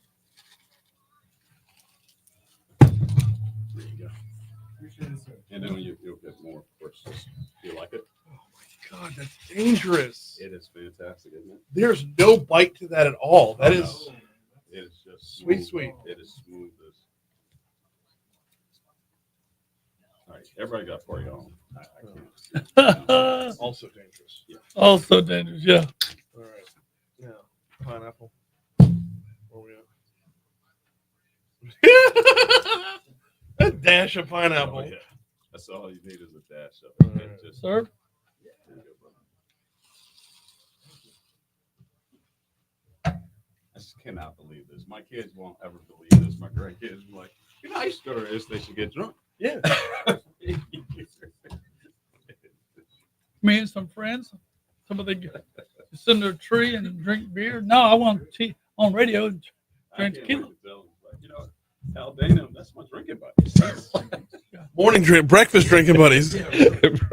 He's so square. He's not. No, he did it. Oh my word. Tell a story. You want to sit here, Tony? You want to get Yeah, let me get in there. How do I get back to the? You know, we need to have mounts in here. Come back to me. 755 Talk 107.3 FM WBRP mornings with Brian Haldane rolling right along. We are pivoting now because it is Veterans Week. Yes, the time is here. We welcome back to the studio Anthony Winters, Kyle Callahan. Gentlemen, how y'all doing this morning? Outstanding. Good to be here with you. We've got a very, very quick 5 minutes to run down the events of Veterans Week, which we had you on, a couple weeks ago to kind of set the table. And when we had you on a couple weeks ago, I was pouting because you didn't bring me beer. So you just pushed all the chips in the middle of the table and said, I'll see your weak little beer and bring you tequila in the morning. Oh, yeah. It's nothing like grapefruit hibiscus in the morning. I love the taste of grapefruit hibiscus and 100% pineapple in the morning. Pineapple juice is the safe word this morning. Cheers. Happy born day to the Marines, 250 years old today. Welcome to the 250 Club, brother. Gotta love that. All right. So, yeah, Marines technically older than America, right? Older than America, and we're older than the Marines, the Army. That's right. We're winning. Okay. We're starting already. Veterans Week is here. Tell us everything going on. Outstanding week, Kyle gave a quick rundown, but this is a great opportunity for us to raise awareness about veterans, see veterans, hear veterans, drink a beer or tequila with veterans, and just get to know our veterans. But tomorrow's our big day. Go on Eventbrite right now and register. We have a golf tournament at the beautiful Greystone Country Club. We really hope you're able to come out, Brian. It's going to be a beautiful course. It's going to be a nippy morning, but we'll start. We have delayed start to 10 a.m. They got the course ready for us. So I went over and just checked it out again. It's just going to be an exciting course. We can't wait for everybody to come out. Delaying the start to 10 a.m. is a smart move. It will be clear of freezing, but as I understand it, the wind's going to die down a little bit. It's going to be. It's actually be really awesome golfing beautiful weather. Day, 64. Nothing but sunshine. Yep. Oh God, it's going to be gorgeous. Could not paint a better picture for golfing weather tomorrow.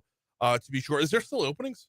Yes, they can register, and then we have some on-site registrations. We're going to have the whole course, so it won't be like we have a half course. We're doing a shotgun start, two-man, a two-person partner team. So it's going to be so much to go out and force them. It's going to be quick play, and we're going to have some amazing food, great cocktails by Red Reed Vodka. This is just going to be an amazing morning. We can't wait to celebrate with veterans and all the people of Great Baton Rouge. And thank you to the mayor and the mayor pro temp of Livingston Parish. The golf course has been amazing, but the mayor's office, that whole city, Livingston Parish, they've just been so welcoming to bring us in there. Oh yeah, yeah. Everything out that way has been moving in the right direction, to be sure. And Greystone's been a staple for some time now. Oh, they God. just keep getting better. Keep getting better. Robbie and Cody, those guys Yep. are incredible. Yep, absolutely. What else is on tap for this week? So, yeah, we got that's Tuesday, the golf. Wednesday will be on Southern's Campus Mini Dome with about 2,000 JRTC from around the city. That's Wednesday morning, Southern. Thursday, we got Smoke 'em If You Got 'em at Don Juan's right here. We got Clay Young Show presenting. Clay That'll be like loves that. 6 o'clock, Clay Young. Friday, we're going to be at Webb's Barbershop, getting it done with some lunch and hang out with some vets on Friday. And Saturday, of course, culminating with Southern's Military Appreciation Game. And that gospel Webb brunch. right over this barbershop. Oh, yeah, right here. yeah. The historic Webb Barbershop. I've been getting my hair cut there for 30 years. Historic and new at the same time. Oh, because yeah. they just rebuilt. They across the street from the old location. So. Yep, awesome stuff. Full slate. I'm shocked it's 7:58 on Monday morning, and I haven't heard from Clay yet. Yeah, I was just on his show last week. It just aired Friday, and he's so excited about it. He says, "Man, you know what?" He said, "Brian gonna get me if I don't get over there." So I borrow. It's a tradition because Smoke 'em is one of those calendar events. One of those, if you're looking at a Baton Rouge calendar for the entire year, yeah, that's one of those calendar events that you do not want to miss out on. And if you think about this, Brian, as you know how powerful Smoke 'em is in the spring. Yeah. For Clay to say, you know what, I really believe in veterans causes, military causes. I want to support first responders. So he allows us to do this in the fall. This is the fall version of it. So we're really excited. We thank Clay so much, Clay Young Enterprises and the Inspiration Center and all of the 100 things that he does in a week. Out of the eye, pulls it off. Eventbrite, right? That's where it's at. Every day, something new, different time, different location. Like I tell you, I've told Tony before, meet the vets where they're at. So Eventbrite, find you a ticket, come join us. Veterans Week is upon us. Fellas, I appreciate y'all stopping back in for a couple minutes. Thank you so much. Here comes news, traffic, weather. Hour 3 is next. It's awesome. Oh my God. That's like frat party good. Oh man. That's like, you know what like it's super good. sweet. You don't taste the alcohol. You can be on your ass in half an hour. Yeah. It's like that when they introduced that was that Firefly tea? Yeah. You The drink only that, thing that that's iced missing tea. from this is we normally have tahini on the rim. Well, spice. Oh, that you little- have that that little brown. yeah, and then you get the sweet Maroon with the sweet, spicy with it. Oh man. Okay. It's game changer. Y'all gotta come out. We're news. We're What news time? this. What time y'all get up? Can y'all come out to the golf course? Come get a cocktail. Let me look at tomorrow. Okay. I might have to move some stuff around, but I'll make it up there. Yeah, just come get a Dude, cocktail. if I don't, I might make it. I might make it by to get my hair cut on Friday. All right. So, Yeah, I mean, That's awesome. Thank y'all so much, brother. We did it again. yes, sir. I'll bring Gotta a be quick. bottle of this. That's amazing stuff. Come by tomorrow, and I'll have you a bottle of it. I'll have you Okay. a bottle there, too. Okay. So Somebody's wrong. that's fine. The tradition in the Haldane house for years. Friday nights, this is how boring my wife and I are. We drink tequila and watch Blue Bloods. Okay. Blue Bloods, but Blue Bloods is over with now. They got a spinoff to Boston. Boston Blue is out now. Yeah. Which I don't watch sucks. no TV. Yeah. It's terrible. They're trying. So we're making I'll fun watch of it. Yeah. Oh, okay. So that's good. Drink tequila and make fun of Boston Blue.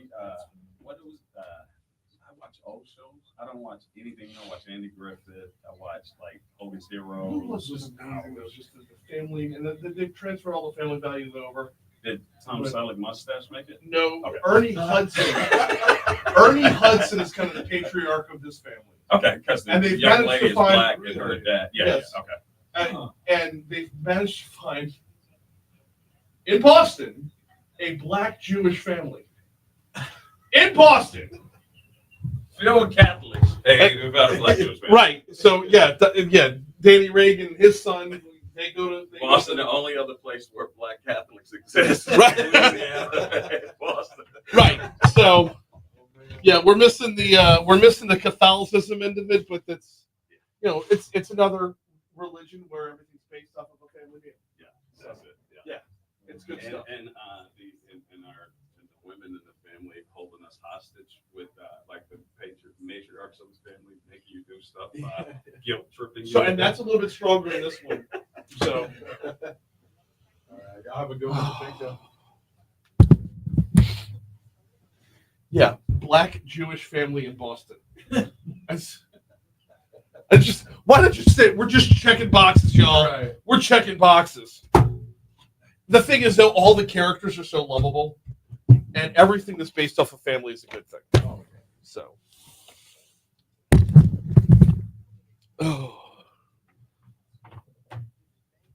Oh, Nelly. Pineapple juice is my safe word.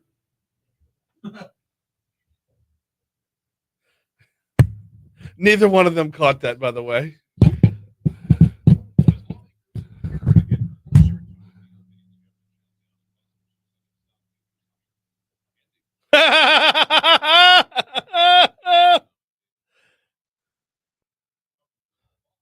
Anna Johnson texted me, says, just put me on payroll already.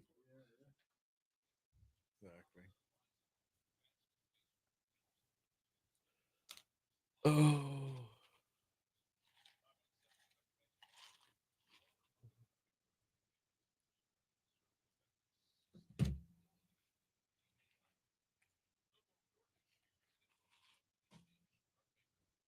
Why am I still drinking this? The segment's over with. Oh, like we're supposed to not drink? I mean, you're right. It's tequila, dude. It's and tequila, and it's 8 o'clock in the morning. I know, and I don't know about you, but I'm on an empty stomach here. Same. Yeah. I have Empty coffee. stomach. I didn't even have coffee yet. Yeah, maybe I should chill. How are you surviving? You haven't had coffee yet? I know. The hell is this wrong? Freaking computer coming on, and I just was fighting with that this morning. I know. So it's kind of my wake up. Yeah. Put me right back down. I mean, another coffee. Yeah. Oh.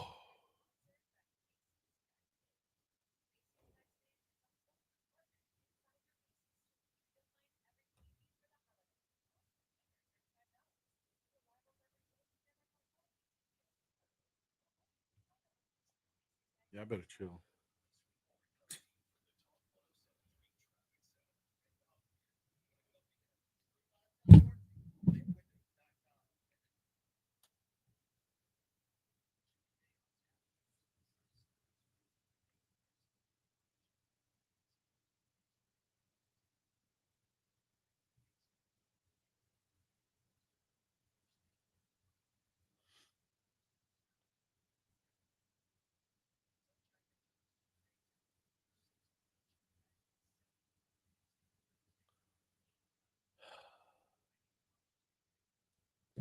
Can this just print? Can I print this and be done with it?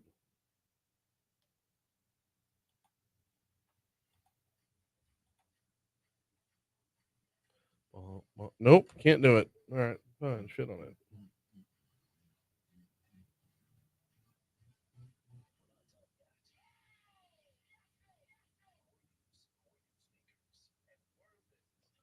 Nope.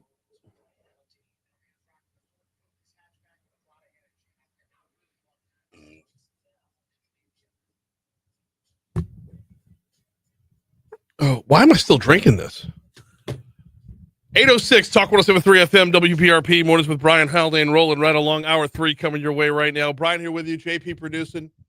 Up to 41 degrees in downtown Baton Rouge. Broadcasting live from the 180 Pros Studios. 180 Pros. Not your IT provider, your IT partner. Seriously, JP. Like Anthony and Kyle, they come in here and they bring tequila with them. And like they're gone now. And yet here we are. Here we are. This was like frat party good. Like this, because it's sweet. Dangerously good. I know. It's sweet and you can't tell, like, the alcohol doesn't hit you. Right. Very good stuff. That's problematic, man. I'm glad they went down the hall. Because I'd be looking for a refill. What's the old phrase? Don't let Monday ruin your Sunday. That's right. All right. I thought it was time to let Sunday bleed into your Monday. We got Mood Griffon coming up 10 minutes from right now. We got Janet Simmons from Brett coming up later on this hour. Hey, before we get you to this day in history, got to remind you about the folks over at Mathern's. I popped into Mathern's over the weekend. Had a little LSU football to produce on Saturday night. And, of course, that means stopping by Mathern's to grab myself a Red Bull and something to eat with the away game and whatnot. And they had, in the display, so Mathern's on campus. Right past the cash registers, they got the hot food display right there. She grabbed a cheeseburger. Easy peasy, right? Cheeseburger, grabbed a bag of Zaps. Good to go, man. And it thick, meaty, like big old thick patty cheeseburger over there at Mathern's. Really, really good. Really, really flavorful. They always do such a great job. And when you use the app, you earn cash towards more groceries every time you shop. Love telling you about the deals they have that they offer up every week, but cash towards more groceries every time you shop. You can't go wrong. And the app is good at all 3 locations: downtown on 3rd Street, Nicholson Gateway Shopping Center, directly across the street from Tiger Stadium, or on Highland Road, just west of Kenilworth. It's Mathern's. All right. Time for this day in this day in history.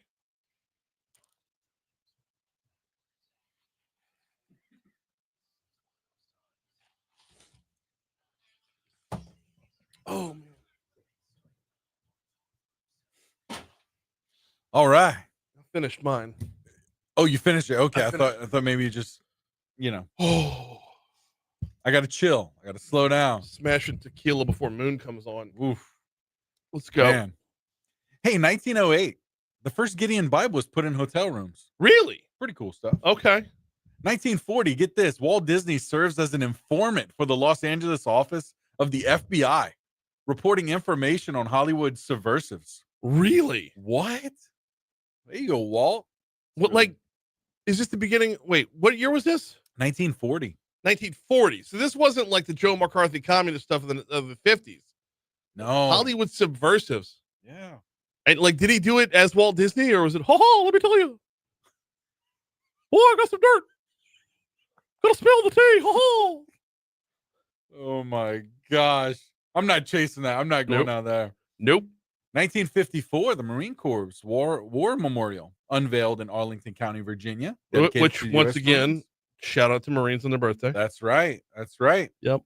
1969, Sesame Street premieres. Mm. Been around for a while, huh? Yeah. This is really fascinating. In 1980, Dan Rather alleges that his cab driver tried to kidnap him, refuses to pay his fare, in dispute with the cab driver. What? So by refusing to pay his fare, the cabbie decides that he's going to try to kidnap him? This should be a movie. It should be. That should be a movie. That should have been what Taxi Driver was about. Let's see. Oh, the fall of the Berlin Wall today, 1989. Very cool stuff. German crowds begin demolishing it. Uh-huh. Home Alone released today in 1990. No. So good. Man, so good. Let's see. In 2012, Barack Obama wins Florida to defeat Mitt Romney. Yep. Presidential elections. And 2020, the word of the year is lockdown. Oh, yeah. According to the Collins English Dictionary. Whatever. Yep. 2023, the Beatles single Now and Then hits number 1 on the British singles chart. Okay. A record 54 years after their last first single. It's wild. Hey, we had a little something to drink in the last hour. Speaking of drinking. Yeah. This day in 1933. Okay. No, wait a minute. I'm on the wrong day here. What? I thought I hit November 10th. I did hit November 10th. Why does this say December 3rd?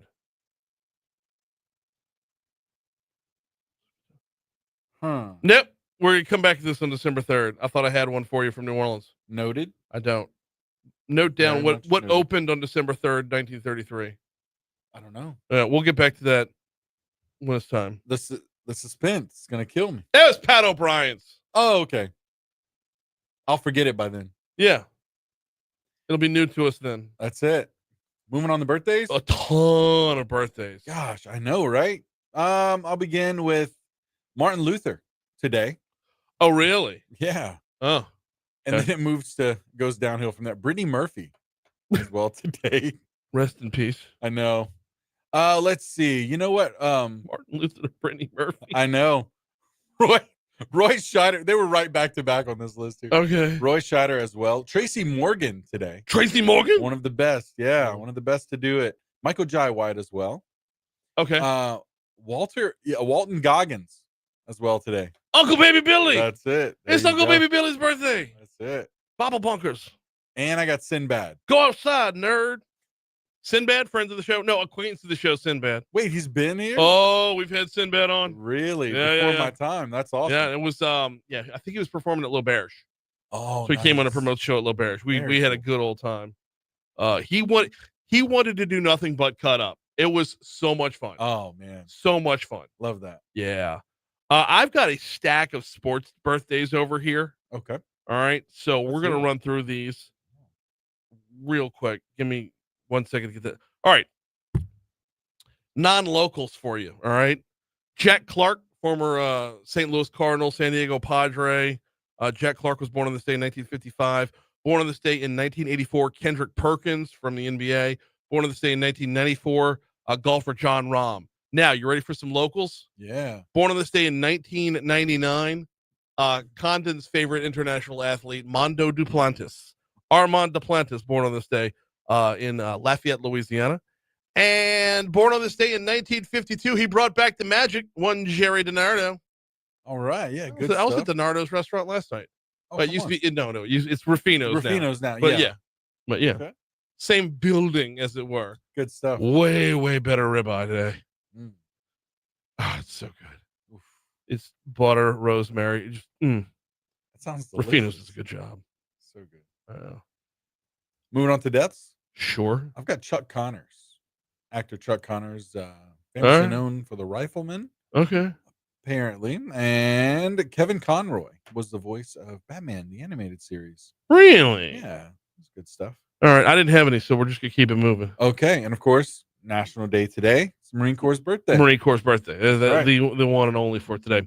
Excellent. We're at 8:14 at Talk 107.3 FM WBRP. Quick break. When we come back, Moon Griffon's coming your way next. Hey! It's Moon. What the hell? Official. It's Moon. Not official. Just official.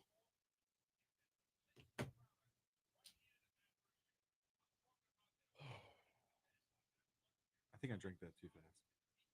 No shit. We've got to learn how to fake it, dude. Like, oh yeah, num num num num num. This is so good. Num num num. You're not really drinking it. Yeah. Because I smashed that and really poured myself a little bit too much tequila. Like, that wasn't a splash. Right. Yep.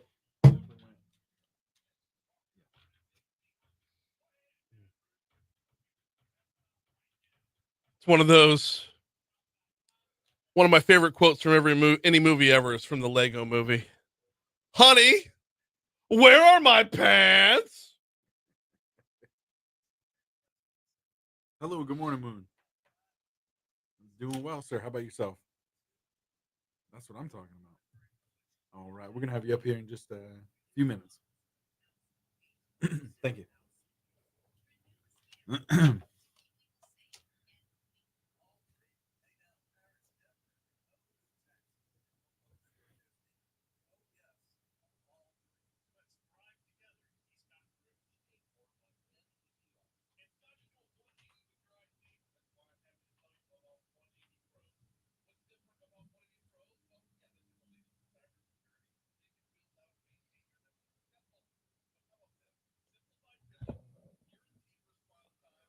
No, Jamie, we will not behave.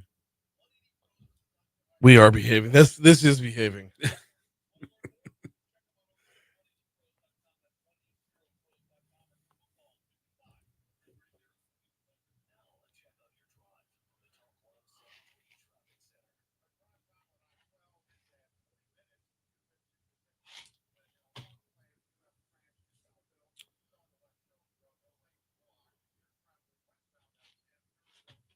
Damn, I'm fat. No, man. Bro. That's from 12 years ago, right in the studio. That's you? That's me. That's not you. That's me. That's how fat I am now. I fucking look like Peter Griffin now compared to this. No, dude. Yeah. It was the day that Aaron Hernandez got arrested. The New England Patriots tight end that ended up killing himself. He had his arms inside the sleeves of his t-shirt and they were behind his back.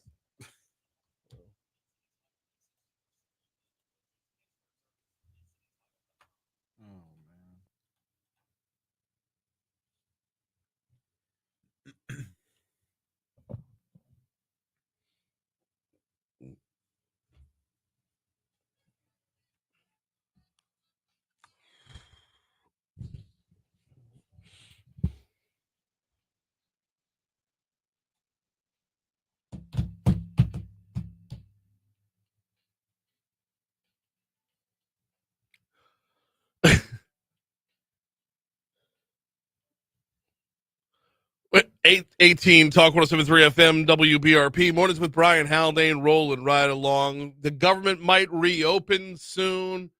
We've got so much going on right now. Let's welcome in Moon Griffon, host of the Moon Griffon Show. You catch him weekdays 9 to 11 right here on Talk 107.3 FM and statewide. Moon, how are you, brother? I'm doing good, Brian. Not a great day to be a Tiger fan, but I think we all kind of expected the rest of the season probably be bumpy like the rest of it. I think they win out. I think they win their last. I think they win out. I think they win their last 3 games. I really do. It's listen, saying in the words of the great Matt Moscona, there was nobody on the schedule that couldn't beat all year. You know, it didn't work out that way, but it was nobody on the schedule, so it still sets up that way. I mean, right. You can win all your games, but you know, you get one this weekend, it will probably be an emotional win for Frank Wilson and everything that the Tigers and the Tiger faithful have been through. So you really want them to win this game coming up and kind of get a little bit of hope back in it, you know, because there's a new coach coming, there's a new day coming, and that's, you know, hope is a good thing, Ron. It's not a bad thing. It's a great thing, actually. No, I agree with you on all fronts. When you look at LSU's schedule, as deflated and dejected as Tiger fans are right now, the 4 losses LSU has is all to potentially playoff teams. The lowest rank in the playoff rankings right now, the lowest ranked team that LSU lost to is number 13, which is the first seed out looking in. We've lost to Alabama, playoff team. Yeah. Lost to Texas A&M, playoff team. Lost to Ole Miss, playoff team. Lost to Vanderbilt, potentially playoff team. So when you look at who we've lost to, all that means is we're the bottom half of the top 25. We're not in the top 25 right now, but like we're just on the outside. We're just on the outside of beating the greats. In a season where you had a coach that was clocked out, and then you have an interim coach. It was so much turmoil, so much turnover, and yet I'm trying to think of things through a historical lens. Remember how bad it was under Curly Hallman? Oh, yeah. We're not there right now, but we are at that level of alarm. We're willing to... what you did, you got to give Kelly a little credit. He came in and changed what was starting to happen and made it back into a positive. This year just not been a positive year they were hoping for. The other thing is there was so much hype going into this year. Oh yeah. You know, I remember when Bobby Jindal won his election, there was so much hype, and Bobby Jindal coming in. So man, if you can't reach that level, everybody looks at it as a big time failure. I guess you know, those teams you mentioned that might be in the playoffs. We got to remember something. The way the SEC set up and the way the football set up with the money. So it'll be like that every year, Ron, for every team. Oh, yeah. Every team's going to have to beat top 10 or top 15, top 20 teams every year. You're going to have probably 3 or 4 of those if you're in the SEC. So LSU's got to get over that hump. I think they will, but I don't know if it'll be next year, but, you know, we'll see. I just say that you got to stay hopeful, got to stay encouraged. No, I completely agree. Completely agree. And the other part of that, Moon, is that it's a bounce here, a bounce there. You know, we don't have a false start in the red zone. We were in the red zone enough times to beat Alabama. I know we didn't get it done, but we were there. We were knocking on the door before we had 6 false starts on the night. 3 of them happened in the red zone. I kind of look at it from a different set of eyes when I watch college football, Brian. Mm-hmm. If you do if Ty Simpson would have laid 3 or 4 more shots down the field, they might have had 40 points. He missed some shots wide open. So I got to go with, hey, what happened, because it's just football. Yeah. LSU's best days are ahead of them. And we got to believe that. It's a top 5 program in the country. It's going to get back. It just might be another year. Of course, with the portal and the new kids they're going to sign, you can win 10 wins next year. That's going to be the anticipation. Just win 10 and get in the playoffs. Yep. I think this year was win 10, get in the playoffs, and win it all. Right. And that's putting it at the top. But I think that's LSU. They want to be the best, and they're going to eventually get back there. Meanwhile, last week was national punditry saying Jeff Landry shouldn't stick his nose in this business, and then the conversation turned to maybe we should pay attention to what Jeff Landry said about college coaches' contracts. Amazingly enough, I'm listening to ESPN radio over the weekend, and I'm hearing national ESPN guys saying this guy might be onto something. There's no doubt when Jeff, you would say, stuck his head in this, there were some things that we think he missed on. Yeah. But there were some things he hit home runs on. In college contracts with these coaches and buyouts, It is no doubt. It has gotten to be so much money. The thing you worry about, like, how do you buy a coach out and still have a roster, $20 million roster? Right. I mean, those things come into play. So, and then when we're paying let's say Kelly gets 53, 54, and Orgeron got 17, 18. I mean, that's $70 million for guys that ain't coaching. And so that's where to the average person, they see that. Okay, they don't see everything that goes on behind the scene, but they do see that. But then I heard somebody say the other day, go ahead and try to pay a coach for 3 or 4 years and see what you get. I said, well, that's not right. If everybody says I'm going to pay a coach well, but I'm going to give them a 3 to 5 year contract with a 5-year option if you can get to that 3 and 4th and 5th year, because let's face it, somebody's not going to go to LSU and in 3 years they win in 7, 8 games and they're not making the playoffs. Everybody's going to want that coach now. Let's just be blunt. But that's not just at LSU. That's at Alabama. That's at Georgia. That's wherever. We're talking with Moon Griffon, host of the Moon Griffon Show, 911 right here on Talk 107.3 FM, and of course everywhere statewide. Moon, want to pivot to the national scene real quick, talking about the governmental shutdown. Yep. We might be seeing a proverbial light at the end of the tunnel here. Yeah, what happens is they had 60 votes last night. It was kind of a pre-vote, and they're going to get it again. It'll probably end. There's too much pressure starting to mount on both sides. It still has to go back to the House, but I think Mike Johnson will probably, whatever they send back, they're going to do. This was an uncalled for shutdown. Everything should have been done to the end of the year. They could have been negotiating all this stuff.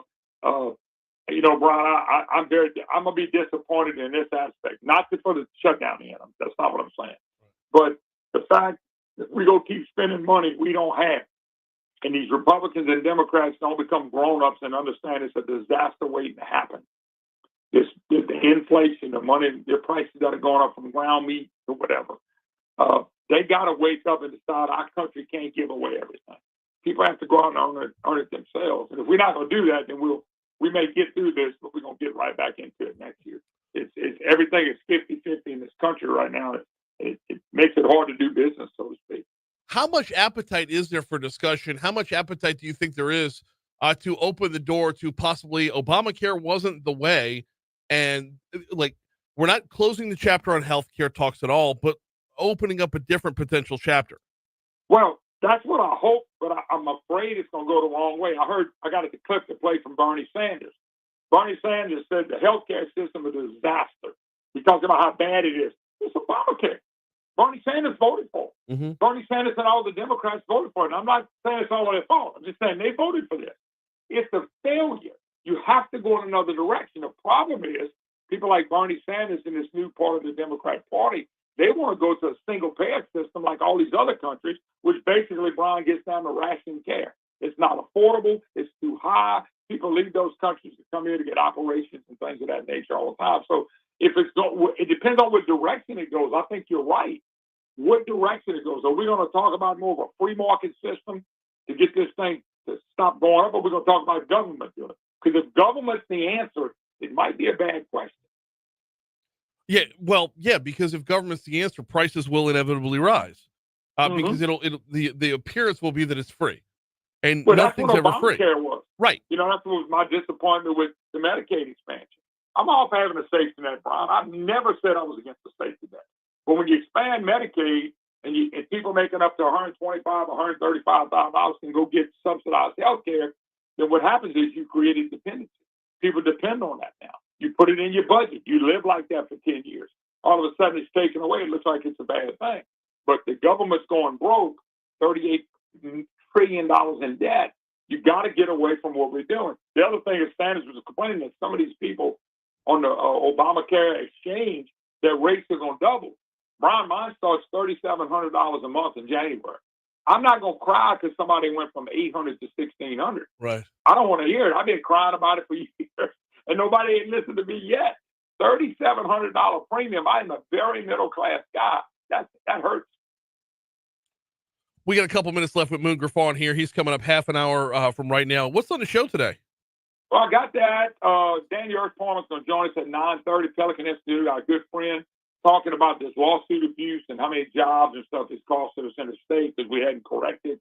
Of course, we're going to talk a little bit about the the federal government may be ending the shutdown, which would be really, really big. And also a little bit about the Louisiana closed primaries. Everybody's made a big deal about it. Brian, between you and me, now I'm a no-party person. I should not be able to vote in a closed primary, but I'm going to get to pick the Democrat or Republicans and go vote. And I'm going to do it because it's the law. But there are a lot of people bickering about it. If you have closed primaries, I think it'll be Republicans and Democrats choosing their own. It's still hectic. They're making it sound like this is hard. This is really not hard. But for some people, it will be. Change is always hard. I mean, and unless you're willing to embrace it, your level of the level of how hard it is based off of your buy-in on it. I mean, that's an true. easy one to answer. And yeah, but you know, if you're against it, then you're gonna say it's hard. But if you for it, you're gonna say it's easy. I think it's really not that hard. But if you're against what they did with closed primaries, then I don't know what's gonna happen with it before it's over. I think there's a lot of people that don't like it. Some people love it. We're gonna have to wait and see what they decide. Me and you're not gonna get that vote anyway. Well, I mean, so I was not the biggest proponent of closed primaries to begin with, but I understand the system. I understand who it benefits, and it's not going to be difficult to show up on election day. Well, Brian, but you took the time to look at it and say, this ain't what I want. But if this is what y'all gonna do, I mean, there were people that didn't like the seatbelt law. Okay, but so true. But it's a law, and you got to do it. I know people that didn't like it. I'm strapped up from day one. If they took the seatbelt law off today, I'm putting a seatbelt on when I get in my truck. Right. You don't have to tell me anymore. I know it protects me. So anyway, the car's that's going to kind ding. of one of those things you don't like, you like, it depends on who you're on, what angle you take. Oh, completely agree. Well, you're coming up half an hour from now. Let me let you get back to prepping, man. All right, Brian. God bless. Thank you, both. Yep, thank you. We'll talk to you soon. He's Moon Griffon. You catch him weekdays 9 to 11 right here on Talk 107.3 FM and everywhere else statewide. We've got news, traffic, weather coming up. I believe we have Janet Simmons from Breck on the back end of the break this morning. We'll, of course, double check that. If not, we've got so much news to cover in the meanwhile. Hey, speaking of Moon Griffon, whether it's Baton Rouge Blunders or DC Drama, Moon's got the hot takes and hometown humor to keep you laughing and thinking as well. No fluff, no filter, just Moon being Moon. Listen and subscribe to the Moon Griffon podcast on all your favorite platforms, Apple Podcasts, Spotify, and more. You can also catch every episode at talk1073.com. 8:30, here comes ABC News. Oh, man.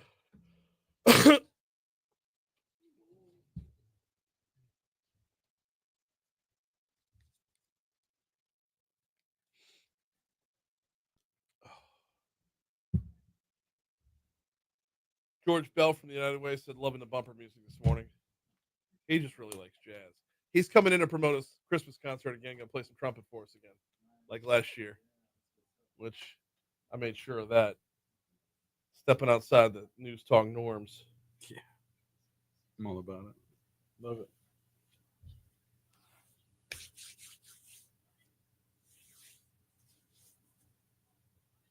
That's an instrument I hear in my house all the time. Trumpet? Yep. It's an instrument I wish I would hear because we paid for fucking trumpet.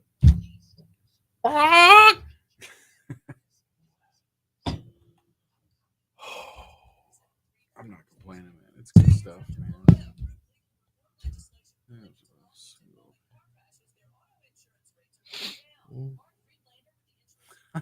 Matt says, give yourself a little more credit. Go with Patton Oswalt. How about no? Look, when I tell people I say things without ego, I mean them. I say things without ego. All right. And with the glasses, come on. It is what it is.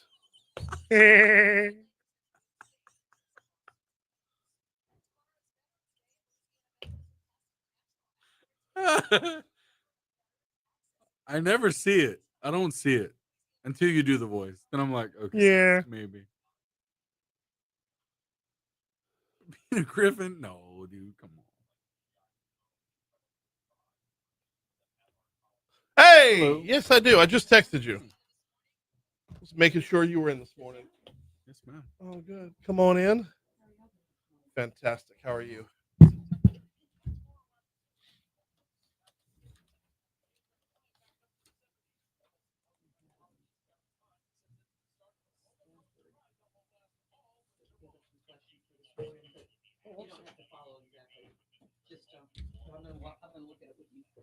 Okay.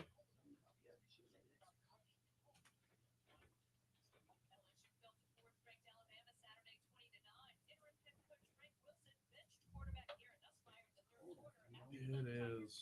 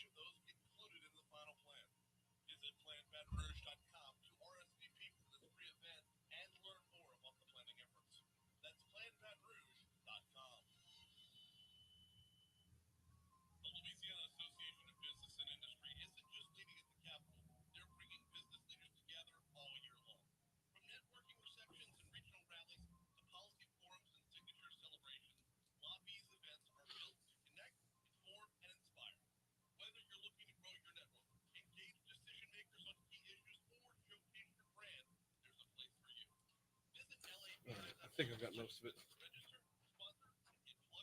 Oh.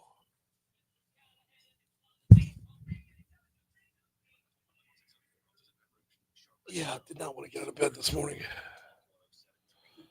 Yeah, too cold, plus too much weekend. It was my birthday was yesterday, so we went out to celebrate last night. No kidding. Awesome. Yeah, a little bit of too much celebrating for the birthday.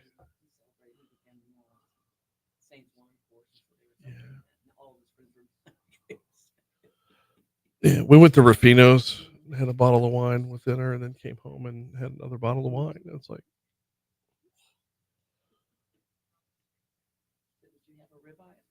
oh yes, yeah,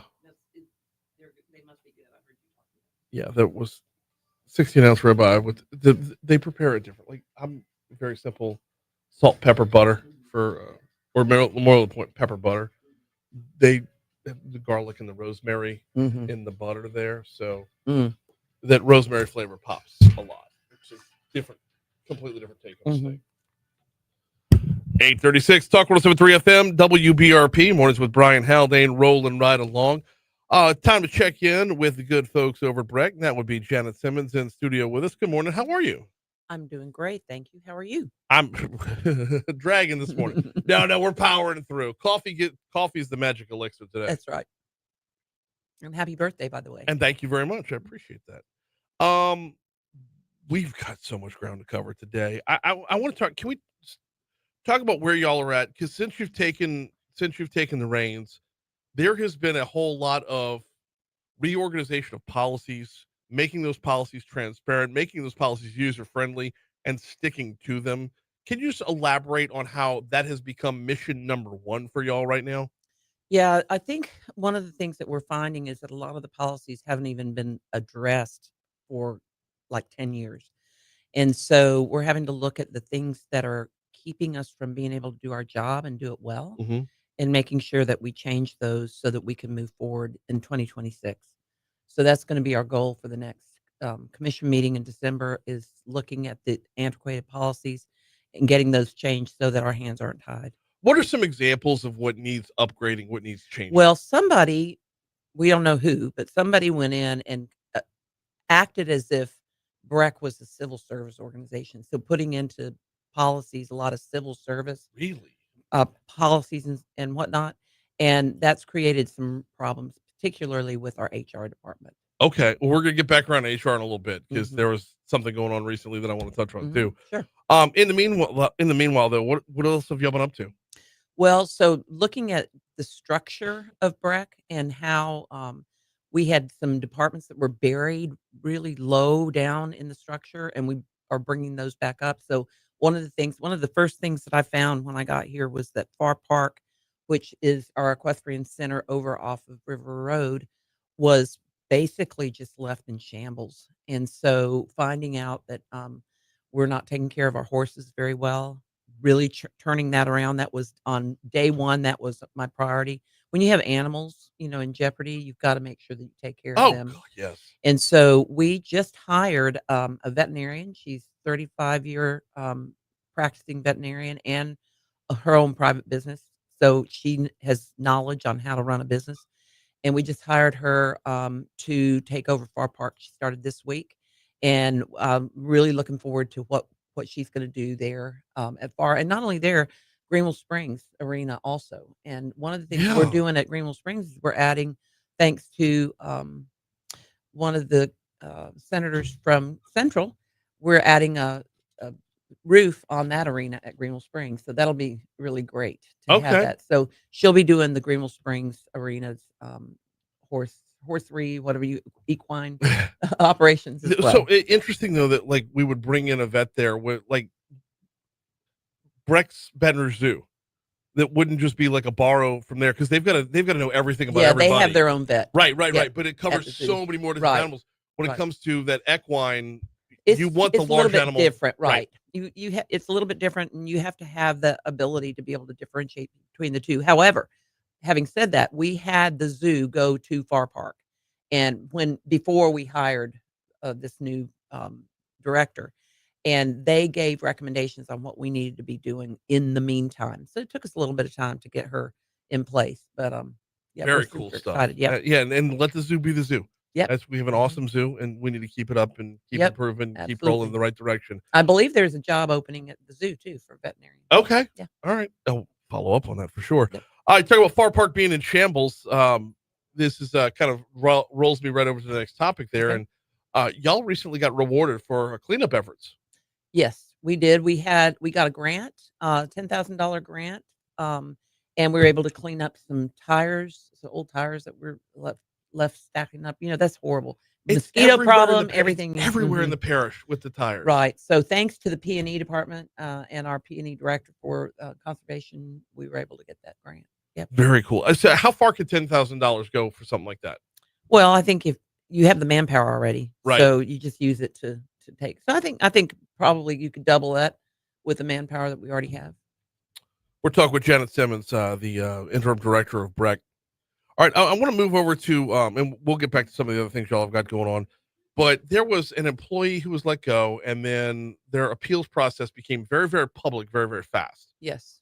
Like put the whole thing on Facebook Live for the whole world to watch. Yes. I'm just going to give you the floor here and let you take it to how this was handled, how it was resolved, and all the steps in between. Okay, so I can't talk very much on personnel issues Understood. specifically, but I can talk about processes. And so this is one of those processes that I was talking to you about earlier, where there was a policy put into place where an employee who's terminated can be go through an appeal process, and this particular employee did that, and we're following the directives of the hearing, and we're basically following those policies and in the process of changing those policies.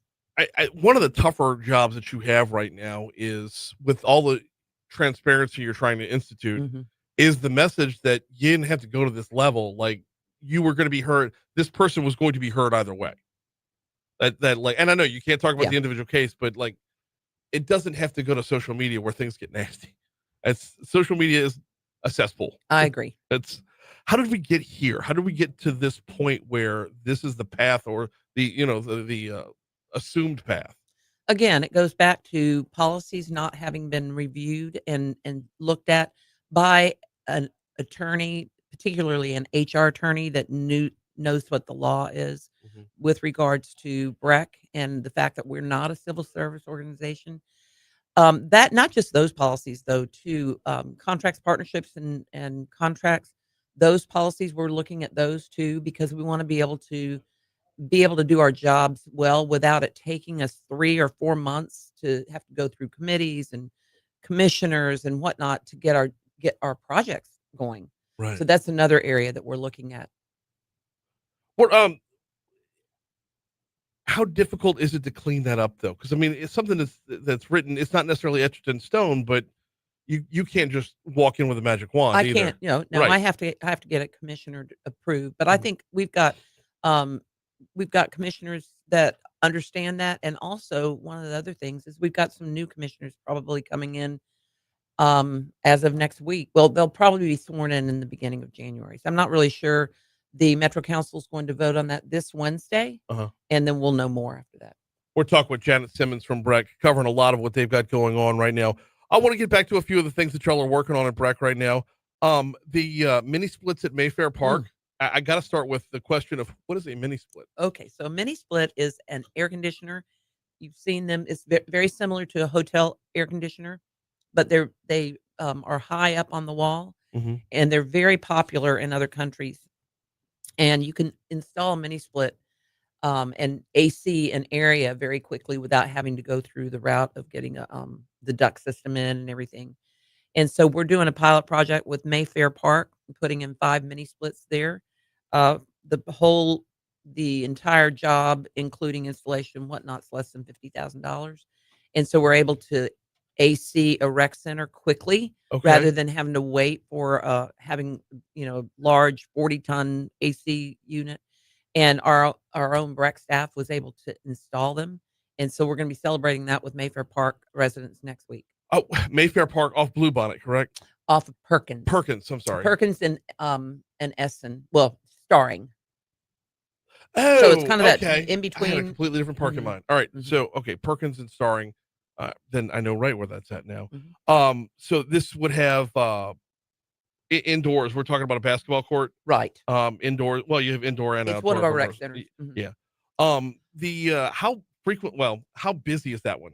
Very busy. That's a large community over there, and the mayor asked us if we would consider doing Mayfair Park as our pilot project to see how it works. Okay. And I believe it's going to be great. I'm looking forward to that. And the other thing that we are in the process of is determining what parks are going to get new tier 1, tier 2, and tier 3 rec centers. And we're going to be going into construction starting in 2026. Okay. What are the differences between tiers 1, 2, and 3? Tier 1 has a basketball court and a community space where they can have meetings, and a walking track that goes around the second story of the rec center. Tier 2 is just, I may be getting this wrong. Tier 2, I believe, is just a basketball court with no community center, and tier 3 is an open air. I'm getting this wrong. I'm going to have to come back and tell you exactly what it is. No worries. I don't We've have got it in plenty front of me. room for you to come back for sure. No worries at all on that front. But basically, like the higher number of tier, the more amenities it has. Right. Is the long and the short of that. I know this time of year, I mean, it's you're talking about putting in air conditioners as we get to the cold weather. But this time of year, how do things change over at BREC to kind of brace for the winter? Well, things kind of slow down. I mean, we still have our camps going on, of course, during Thanksgiving, and then during the Christmas break, we'll have camps going on all over. Our Independence Park theaters active. We're going to be doing our Let It Snow event in December, which is going to be a lot of fun.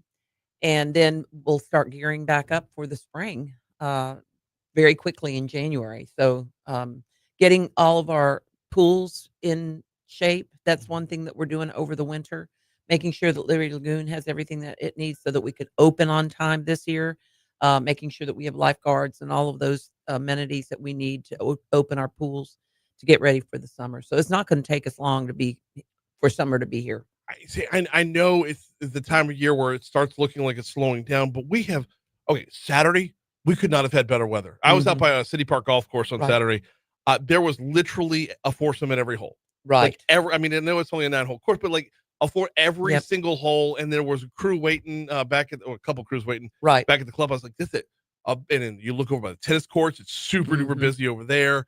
I mean, it's just we kind of blessed in Louisiana to have that weather that extends us beyond what the normal quote unquote season would be. We are. That's it always good stuff. There's not a time where you just pack it in though, right? I mean, as far as like closures and whatnot. No.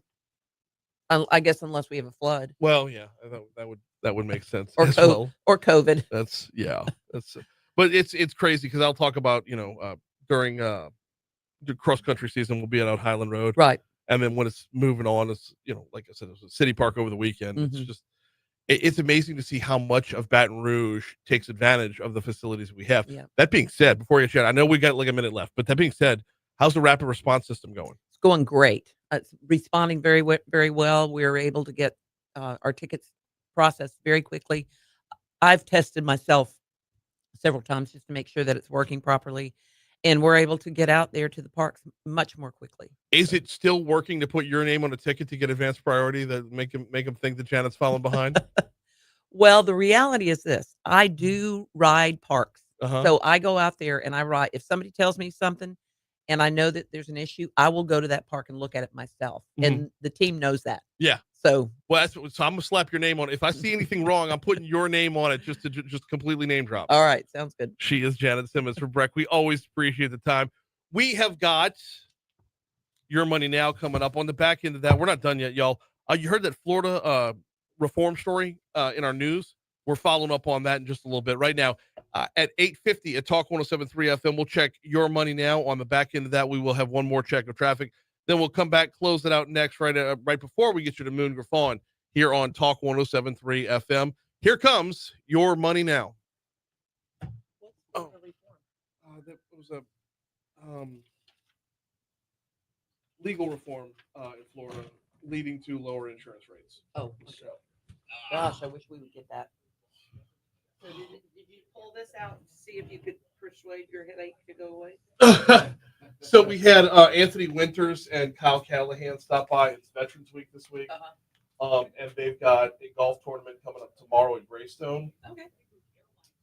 That tequila, the grapefruit hibiscus mixed with pineapple juice is the cocktail of choice on the cocktail provided on the golf course tomorrow. Okay, got it.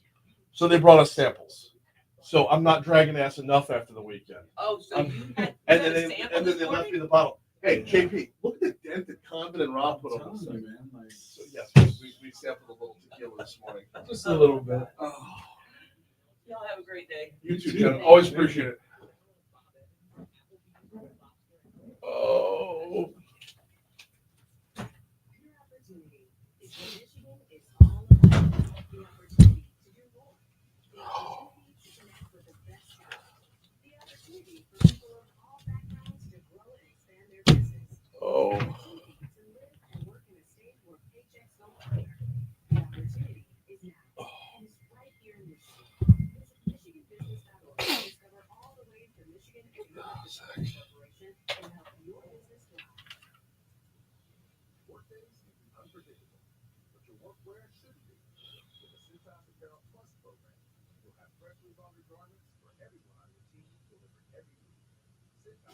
Oh.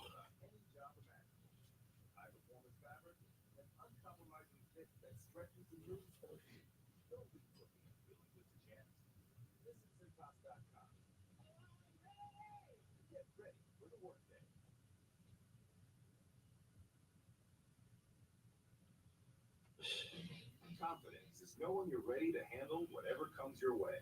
That's what it feels like to take on your workday with Cintas. They make sure your AEDs are up to date, your fire extinguishers are tested and inspected, your floor mats are cleaned and delivered, and your workwear looks good, feels good, and is freshly laundered with the Cintas Apparel Plus program. So are you ready to take on today? Visit Cintas.com and get ready for the workday. If you're driving a car or truck with an expired warranty and suddenly lost your transmission or needed a full engine repair? Would it leave you stranded? Oh man. All right. Endurance. If your vehicle is less than 20 years old, Endurance offers auto protection on the drivetrain, AC, and more. Act now and get 1 full year of elite benefits. A $2,000 value free. Call 800-298-9302. 800-298-9302. Retired or retiring soon? How much money do you need to live comfortably? Retirement Planners of America is here for you. Would you like to have financial peace of mind? Step 1. Find out the amount of money you'll need to retire. Step 2. Have a plan to get there. Step 3. Make sure that plan can take advantage of market gains but protect you from market losses. Discover how to do all 3 with a free consultation at 800-508-6108. That's 800-508-6108. All investments involve risk, including losses. Past performance does not guarantee future results. Good morning, big freaks. Ready to move. Start this day right. Fastest morning dance parties are meeting rave reviews. Lose your phone and find your groove. They need an ops manager to help their community pass the morning away. Indeed, you do. When you sponsor a job on Indeed, it's easier for talented candidates to find it, which makes it easier for you to hire them. Visit Indeed.com/credit and get $75 towards your first sponsored job. Terms and conditions apply. Your ambition just met its match with Robinhood. Trade stocks and ETFs, options, futures, and crypto all on one platform. Get started today at Robinhood.com/yourmoney. Your money, your move. All investments involve risk, including loss of principal. Options, futures, and crypto trading carry significant risk and may not suit all investors. Securities offered through Robinhood SIPC. Future trading is offered by Robinhood LLC, not FDIC or SIPC protected. Crypto offered through Robinhood Crypto LLC, NMLS ID 1702840, not FDIC or SIPC protected. Portfolio management offered by Robinhood Strategies, an SEC registered advisor. Workdays can be unpredictable, but your workwear shouldn't be. With the Cintas Apparel Plus program, you'll have freshly laundered garments for everyone on your team delivered every week. Cintas has workwear for just about any job imaginable. Let's make Stephen Portnoy the featured. Get ready for the workday. Now a check on your drive from the top. How soon could the government reopen?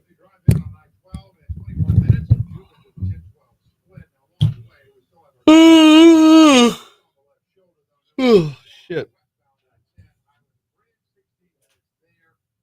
Oh, sleepy time.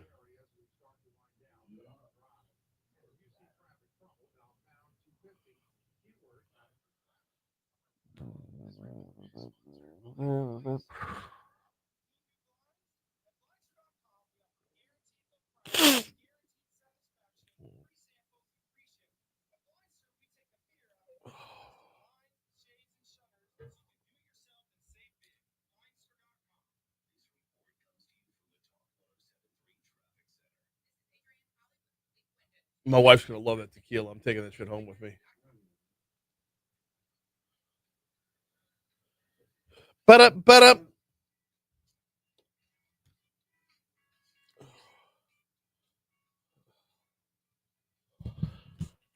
856 Talk 107.3 FM WBRP. Mornings with Brian Haldane, rolling right along. JP, you know that song? Not really. Not really? Okay, you have homework now. Okay. Go look up Eric Ronson and Mystical. All right. Eric Ronson, you might recognize that name from he paired up with Bruno Mars for Uptown Funk. Of course. Yeah. So he paired up with Mystical, and you can't play it on the radio. It's Oh, so I many guess words. not. So many words. Dirty words. But it is an incredible song. Now, he doesn't actually say the words.